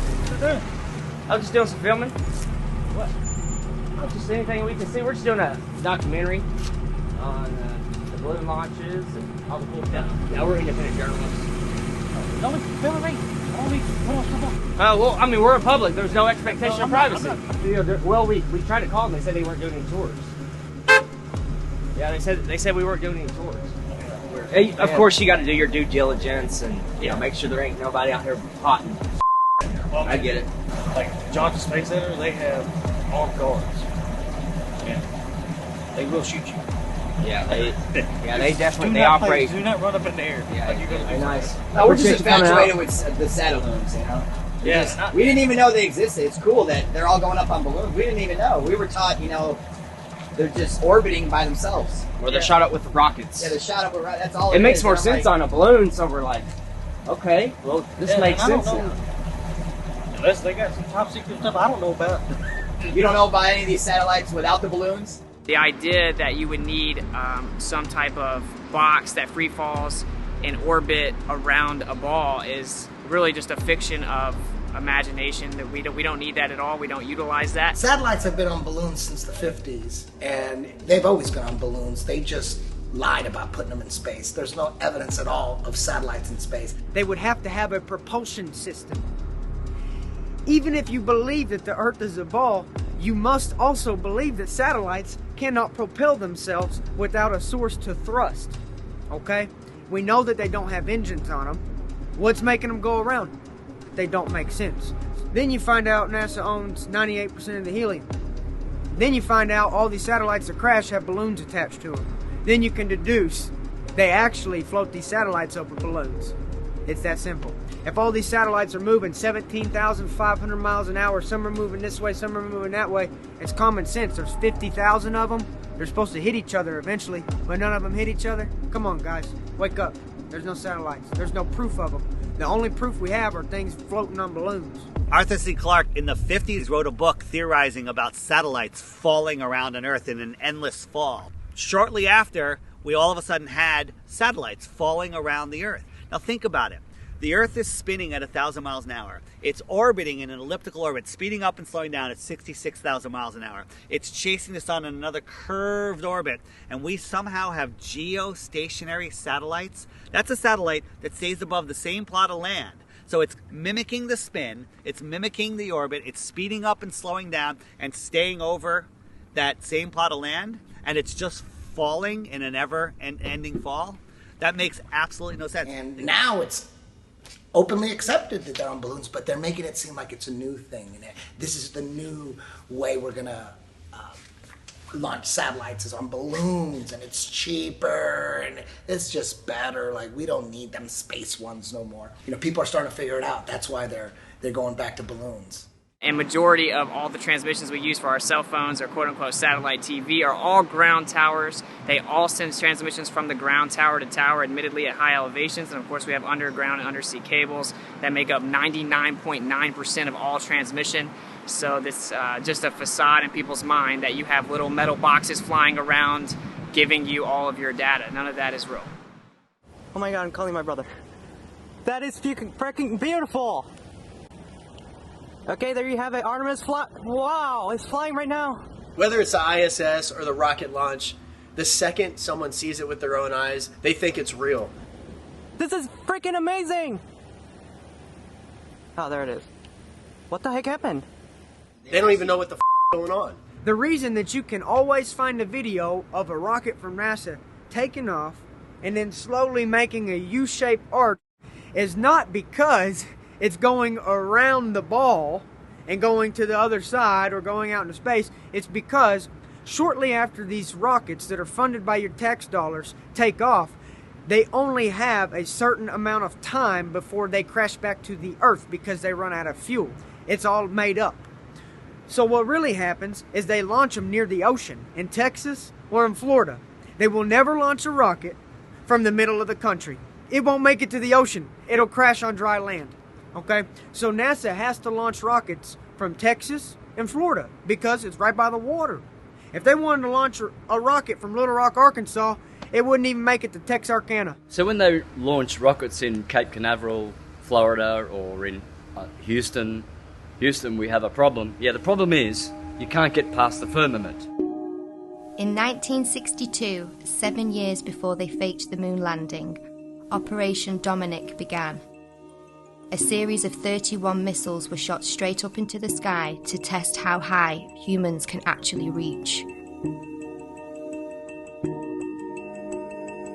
They quickly figured out, not far at all. It seems that whenever they were shooting these missiles up into the sky, they were actually interacting with different layers of this plasma field or this electromagnetic phenomena, and it seems to have fluid-like properties. As it actually hits a certain portion of this force field, if you will, it begins to disperse and seek equilibrium based on the impedance of the electromagnetic layers. Why is it when we review this footage that these things are exploding? It looks like they're hitting a barrier. Testing the strength of the firmament, and they weren't able to penetrate it. What's going on there? What is this? In my opinion, I think that they were trying to find a way to possibly get out. There's a firmament above us. So everything is as above, so below. Obviously, many people are becoming aware that there's a firmament above that many people are now starting to realize is impenetrable. No matter what you do, you can't go straight up in the air and keep going. An interesting rocket launch was the amateur Go Fast rocket. They gave us something that NASA and SpaceX never gives us, an uninterrupted feed from their camera. If you watch a NASA launch or a SpaceX launch, there's 4, 5, 6 cuts before it even clears the launch pad. Gave us an uninterrupted 72 miles, I think. Went up, and all of a sudden it went kerplunk. It hit something. It went up, and it appears to have hit the firmament. One thing I really want your generation to embrace is that the Earth is a closed system. We cannot leave the Earth. There's no place to go. There is water surrounding us in all directions, including directly above us. We now know that there's something called superfluid that exists. You could have helium-3, and it could actually offer full electromagnetic propagation perpetually without any impedance. Based on the things that I see, such as Crow 777's lunar wave observations, I think that there is clearly a fluid-like medium above us. The waters above in ancient astronomy, which was the same science as astrology, except one was more theological and one was more secular, they taught that this was called the crystalline sea. And in the book of Revelation, it speaks about the crystalline sea. It's the 9th heaven. The waters above, it's firm. I think the evidence is pretty overwhelming that there is a fluid-like medium above us.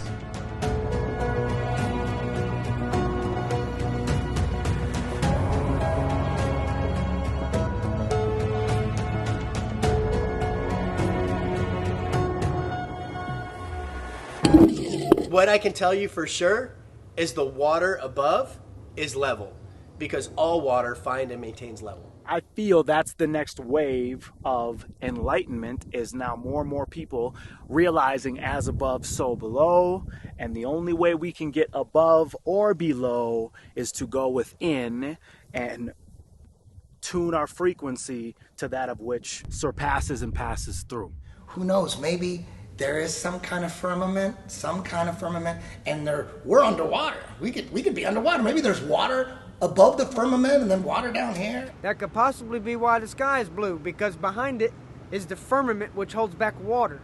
As above, so below. God's throne does not sit on a convex, silly snow globe, okay? The firmament, the waters above, where he separated the waters below from above, they're flat and level. It's the sky plane. The sky only appears to curve, just like the ground. There is no curvature in the sky. There's no curvature on the earth.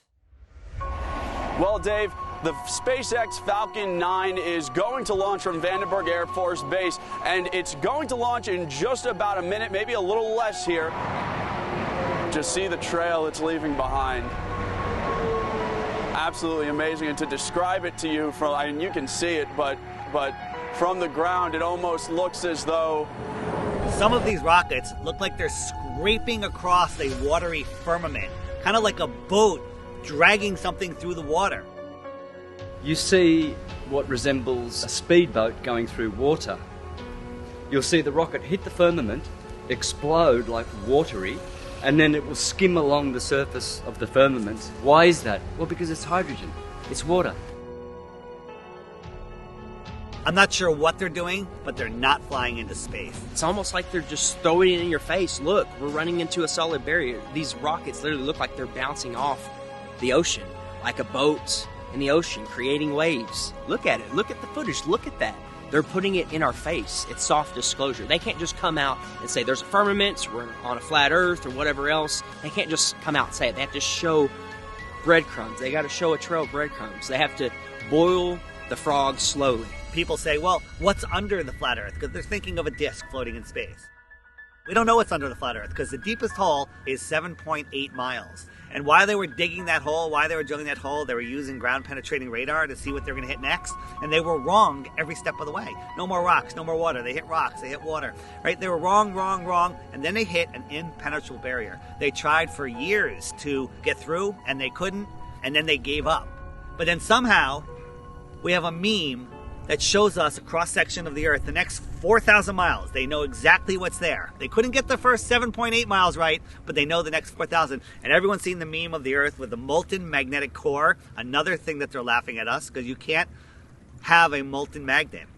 Any magnet of any type, you heat it up, and before it melts, it hits the Curie point, and it loses all its magnetism. Have y'all heard about the recent claim from the heliocentric priests? They're saying that the core has stopped spinning and it's now spinning the opposite direction, which is going to cause all this chaos. Well, this morning we are learning about a shift in the Earth's inner core that sounds like the plot of a Hollywood blockbuster. Scientists say our planet's solid core, which is actually disconnected from the rest of the Earth's layers, may actually have stopped rotating and could even reverse course. What does this mean? Well, at first it sounds like something from a Hollywood movie. Right. The script says, oh my God, the core of the Earth is spinning backwards. How do they know this? I just want to know, how do they know what the core is doing if they've only been down 8 miles?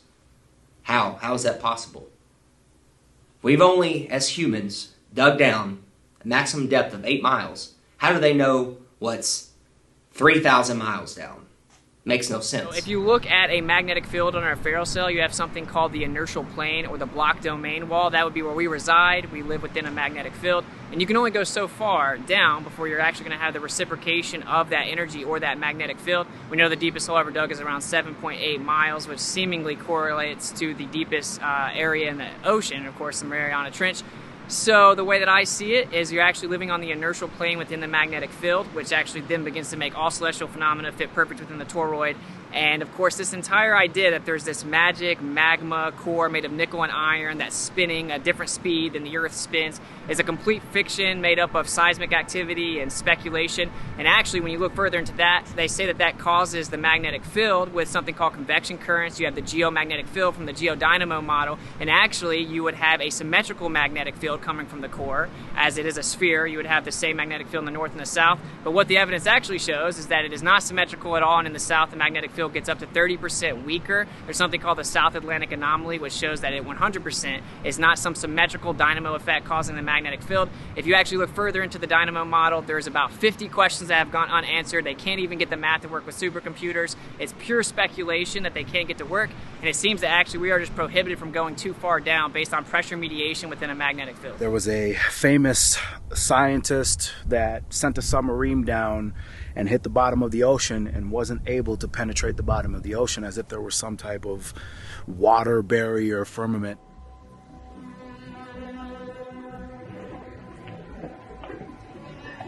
One of the strangest places on the ocean's floor was only just discovered in the 1990s.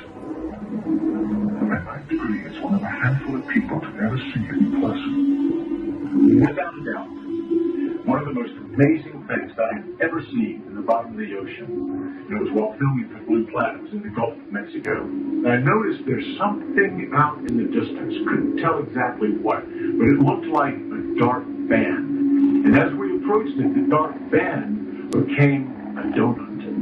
I saw this donut that was black in the center. What the heck is that? And so as we get closer and closer to it, I noticed that the black band had what appeared to be kind of steam over it. And then I looked, and there was water lapping against the shoreline. This band was a ring of mussels. And inside the ring of mussels was a lake. And it's like, wait a minute, I'm already underwater. We went out over the water in this lake and tried to descend in it and bounced off. It was so super saline and dense that the submarine couldn't go down in it. We literally bounced off. And as we bounced off, we sent ripples heading back to the shoreline. It's because of the firmament. It's firm. What I believe is that this is a plane and everything vibrates, and ultimately we have to become masters of vibration to work through the dimensions of this plane. This is the third dimensional plane. So this physical, this is the physical plane. Now, if we close our eyes and we envision something, our brain doesn't know the difference between a thought and actual reality.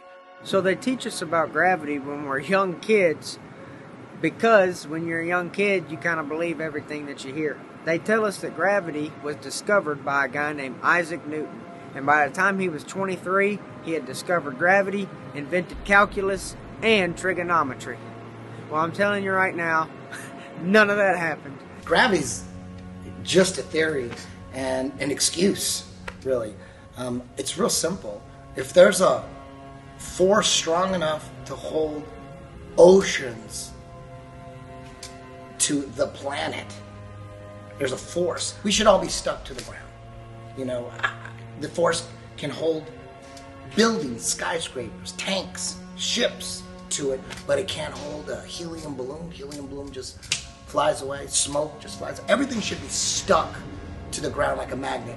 If there's a force holding oceans to it, it doesn't make any sense. Once you look at gravity and you try to prove that it's real, you'll discover there's no proof of it, and that there is only proof of density, buoyancy, and electrostatics. Electrostatics is a proven thing. We all know that a positive and a negative will attract towards each other. So the Earth has a neutral or negative charge. Everything above it has a positive charge, and it is attracted to it. Everything that exists is electric. There's not one thing that exists in the entire world that is not electric. It's actually the unifying force that keeps everything here, holds everything together, and everything seeks equilibrium based on that. So everything's trying to find a state of rest based on its electric phenomena or its electric nature within the environment that we exist within. And then when you start to look further into it, you find out that on the smallest scale, electrostatics is significantly stronger than gravity is even claimed to be. Magnitudes greater, 10 to the 36 power to be specific. So everything, simply put, everything that exists is electric. Everything that is falling to the ground or not falling to the ground is seeking equilibrium based on electrostatics. We can actually test this. We can use something called a corona motor, and whenever we manipulate electrostatics, we can make things levitate. We can make things go up or down, and we can actually change how fast they go down. We can also manipulate the weight of an object simply by manipulating electrostatics. And of course, that's how science actually works, is you do an experiment that shows you what the cause of the effect is, and you can manipulate electrostatics and cause the effect of downward acceleration, commonly referred to as gravity. Of course, I've never seen a test that manipulates space-time, and you will never see that. It doesn't exist. Everyone thinks that the reason things fall is because of gravity, but actually everything that exists is electrostatic. So whenever things go to the ground, they're seeking equilibrium, so they go find their balance on the ground where their charge disperses or spreads out in through the ground. So we have positive charge in the air, we have negative charge on the surface of the earth or on the ground, which is why it's called grounding, and then we introduced positive charge and then it went back down to the ground to seek equilibrium. This shows that that's actually what objects do when they fall to the ground. They go to the ground because of the electric forces and they seek equilibrium on the earth. We knew about it as in the 1950s, even earlier, and it's all been hidden because if humans were allowed free energy, free movement, and able to explore, we would find out what this place is. We'd find out our position in this world. And that's the number one thing. Why are they hiding flat Earth? Why? What's the motive? And the motive is to keep us dumbed down, not knowing who we are, not knowing where we are, not knowing the true power that we have, and not having true freedom. So ultimately, the master plan in all of this is to fake an alien invasion. I think one of the biggest upsets with globe believers when they hear flat Earth is we're taking away their Star Wars. We're taking away their aliens. We know aliens, extraterrestrials, have been documented since all recorded history. I've actually personally seen UFOs multiple times from like the age 18 up, probably 7 different times I've seen UFOs. I know it's a very real phenomenon. What about the secret space program? I call it the secret propulsion program. They're using electrostatics and other technology to maneuver around. Maybe they're even just pulling energy out of the air. We can go back to, I think it was Reagan in his famous United Nations speech, talking about the world coming together, facing a universal threat. Perhaps we need some outside universal threat to make us recognize this common bound. I occasionally think how quickly our differences worldwide would vanish if we were facing an alien threat from outside this world. They knew back then that that's the best way, the most powerful way to get everyone to unite into a one world government. If suddenly there was a threat to this world from some other species, from another planet, outside in the universe, we'd forget all the little local differences that we have between our countries, and we would find out once and for all that we really are all human beings here on this earth together. Well, I don't suppose we can wait for some alien race to come down and threaten us, but I think that between us we can bring about that realization. We did secure some footage of the flying disc in the hangar. The code name for the project is Equipe, and it has been designed for humans to fly. We asked the scientist in charge of the project what propulsion system the craft uses, but he would not divulge what he called classified information. As to how much of it is man-made or something that maybe you wouldn't understand, that's a great question, who knows? But I think that they've simply reverse-engineered ancient technology and then hid it from the masses so that we don't know what it is. And you can look back at the Germans and they explain that we're using electrogravitic propulsion. And so with electrogravitic propulsion, you could attain perpetual flight, you could defy, quote-unquote, defy physics, you could attain all kinds of changes in angular momentum on a dime. Man-made technology that we don't understand yet. I don't know, maybe there's other humanoids or aliens, whatever you want to call them, like that way and that way, but up there, I don't believe it. UFOs are real. You guys are just confused where they come from. They don't come from some far-off planet trillions of light years away. They come from the outer lands and possibly under the ocean. I personally believe that the government is so evil that they're devising any type of plan that they can to manipulate people into one world government. They call it the New World Order. One way that they can manipulate people is by destroying cities with missiles and lasers and all sorts of destructive bombs, and then they could blame it on aliens. They could say that aliens are coming when really it's our own government.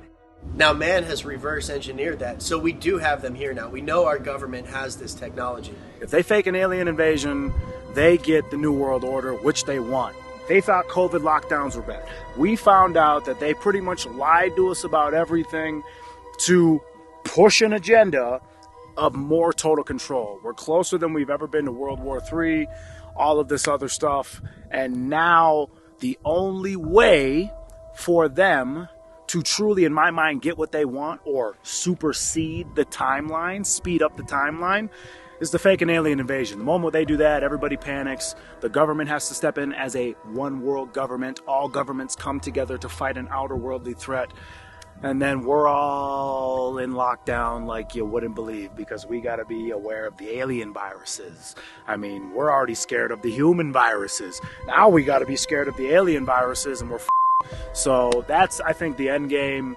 And it's pretty easy to see that that's what they're gearing up for. That's why they're telling us there's a mothership in our... No, shut the Like, we've had this technology for years. They've taken our focus and put it up there and not to the outer lands or the extraterrestrial areas. When someone says extraterrestrial, what does that mean? It means extra terrain. So it's a lot more prevalent that the world is bigger than we know, in my opinion, than these beings are traveling millions of miles or light years away to come here. I believe they won't let us go past Antarctica. So if they won't let us go past Antarctica, my favorite show in the world is Attack on Titan. I believe they're telling us things through shows, that being one of them, that there is potential for other land outside of what we know. If there's more land out there, then why are we paying $1,500 a month to live? Or California, people are paying $3,000 to $4,000 a month in rent to live. Why would we have to do that if all of our world could fit into Texas? And then there was more land other places. Like, obviously it makes more sense. You can still have that concept, that idea, that belief, whatever you want to call it. You can still have that on flat Earth. You're not trapped in a snow globe. I honestly do believe that the government is hiding more land. There could be thousands of continents. There's definitely more than 7. I'll bet my life on it. Relax. This is only a visual concept, although this is scientifically possible. They have advanced aircraft that can do incredible things and move incredible speeds, but it's for here. It's for exploring this world, not scientifically impossible outer space. Little green men running around, abducting people, that's the Hollywood mainstream narrative. There are underground caverns, there are underground cities, deep underground military bases, DUMBs. There's all kinds of networks under the ground. Think about all the underground bases. Think about the millions and millions and billions of dollars that go into black budget projects and that is a whole nother industry. NASA, nobody knows what NASA does.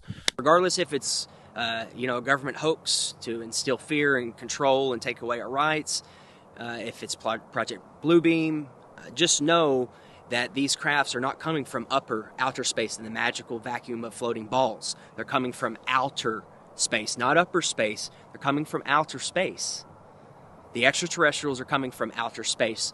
So just know they're not coming from up there. There's a firmament. They're showing you on the daily, rockets bouncing off of it like water. They're showing you on the daily. They're not coming from up there. They're coming from out there. So I've recently come across information from someone inside the military that as early as 1992 they were able to attain the ability to do holography or holograms with acoustic holograms, electromagnetic manipulation, just utilizing light, as you know, for very realistic holograms in any size or proportion that you can imagine with the entire spectrum of dimensions. So I would just encourage anyone that does begin to see this activity in the sky to always keep in mind that it could be simple hologram technology used to manipulate you emotionally to get you to be in a state of fear. Of course, we've been warning people about that for over 7-8 years, that Blue Beam was given to us as a warning via the Secretary of Von Braun, that will be their last card. They would repeat to me over and over, and the last card, the last card, the last card would be the extraterrestrial threat. Well, at the time, I kind of laughed when he said asteroids, and when he said extraterrestrials, I knew I wasn't going to deal with that subject. And now we hear on the news just today, this week, that they've slid in another enemy. Only this time we're going to protect our satellites. In other words, we have to have some reason to spend these trillions, to waste these dollars on a space-based weapon system, and they're all lies. A lie. A spin. And Wernher von Braun was trying to hint that to me back in the early 70s and right up until the moment when he died in 1977. What he told me is that there's an accelerated effort in place. He didn't mention a timeline, but he said that it was going to be speeding up faster than anybody could possibly imagine, and that the last card that was being held was the extraterrestrial enemy card. The intensity with which he said that made me realize that he knew something that he was too afraid to mention. He was too afraid to talk about it. He would not tell me the details. I'm not sure that I would have absorbed them if he had told me the details or even believed him in 1974. But there was no question that that man knew and had a need to know, I found out. The look in his eyes made it clear to me that he knew that there was something going on that was a big secret that he could not divulge. That'll probably be their last card. I think that's where they're heading. They've got the technology, they've got amazing advanced stuff which they've held from us, the elite families, for millennia. And also, there's patents for this, guys. There's patents, old documents, patents, U.S. government, Russia government, German government, everyone. They have patents, documents from dating back to the early 1900s of building these machines by hand. Why are they building these machines? For what? What is the whole plan?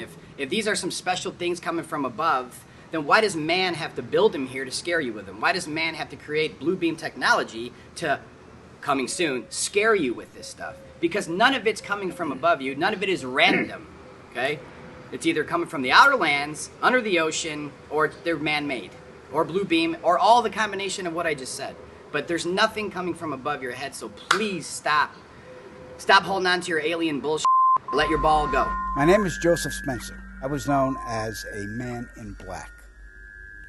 Following 7 years acting as a counterintelligence agent for the CIA, I was recruited for a new assignment that entailed working within above top secret operations. I was aware of the black budget projects, but never knew the context of them, due to their high level of secrecy. Even the president was denied access to their inner workings. Annually, billions of dollars are poured into black projects, which operate without any supervision or intrusion. They have full autonomy.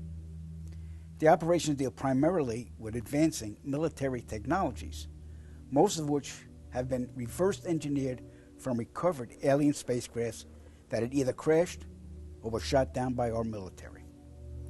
The public, sadly, will never, ever have knowledge of these operations.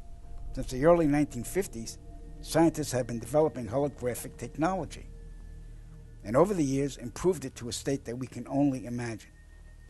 As I stood there staring at the bomber, which looked so absolutely real and solid that I could reach up and touch it, I contemplated the possibilities. What if this projection was 1,000 feet up in the sky? How would anyone know that that was an illusion?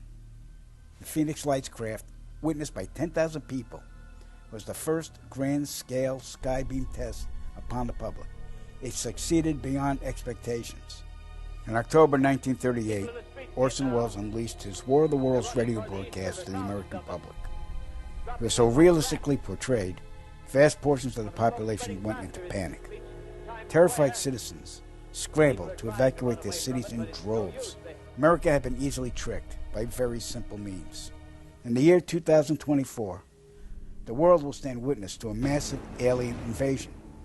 Thousands of projected holographic alien warships will blanket the skies, sending people into a panic. Real military crafts within the holograms will inflict actual damage to the surrounding areas to sell the gimmick. And as a result of the ensuing human chaos, a one-world government will immediately form without any resistance from the people. They will be the new world order. Once this happens, we as a people will be doomed to enslavement and accelerated depopulation. With that said, the only hope for human salvation is to acquire and spread the knowledge of these activities and agendas. Resist, retaliate, then conquer this imposing enemy. The time is now. The time is now. The time is now. Take a ride on my plane, things will never be the same. Remove the programming inside of your brain. You gotta open your eyes and look at the horizon. You can feel it inside. I'm gonna make you realize that you are not an animal spinning on a waterfall. Is that what you really thought? Come on, level with me. Yeah, level with me. Yeah, get on my level right now.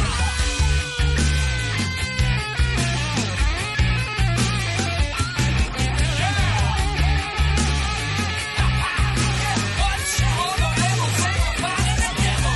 'Cause you are not an animal spinning on a waterfall. Is that what you really thought? Come on, level with me. Yeah, level with me. Yeah, level with me. Yeah, level with me.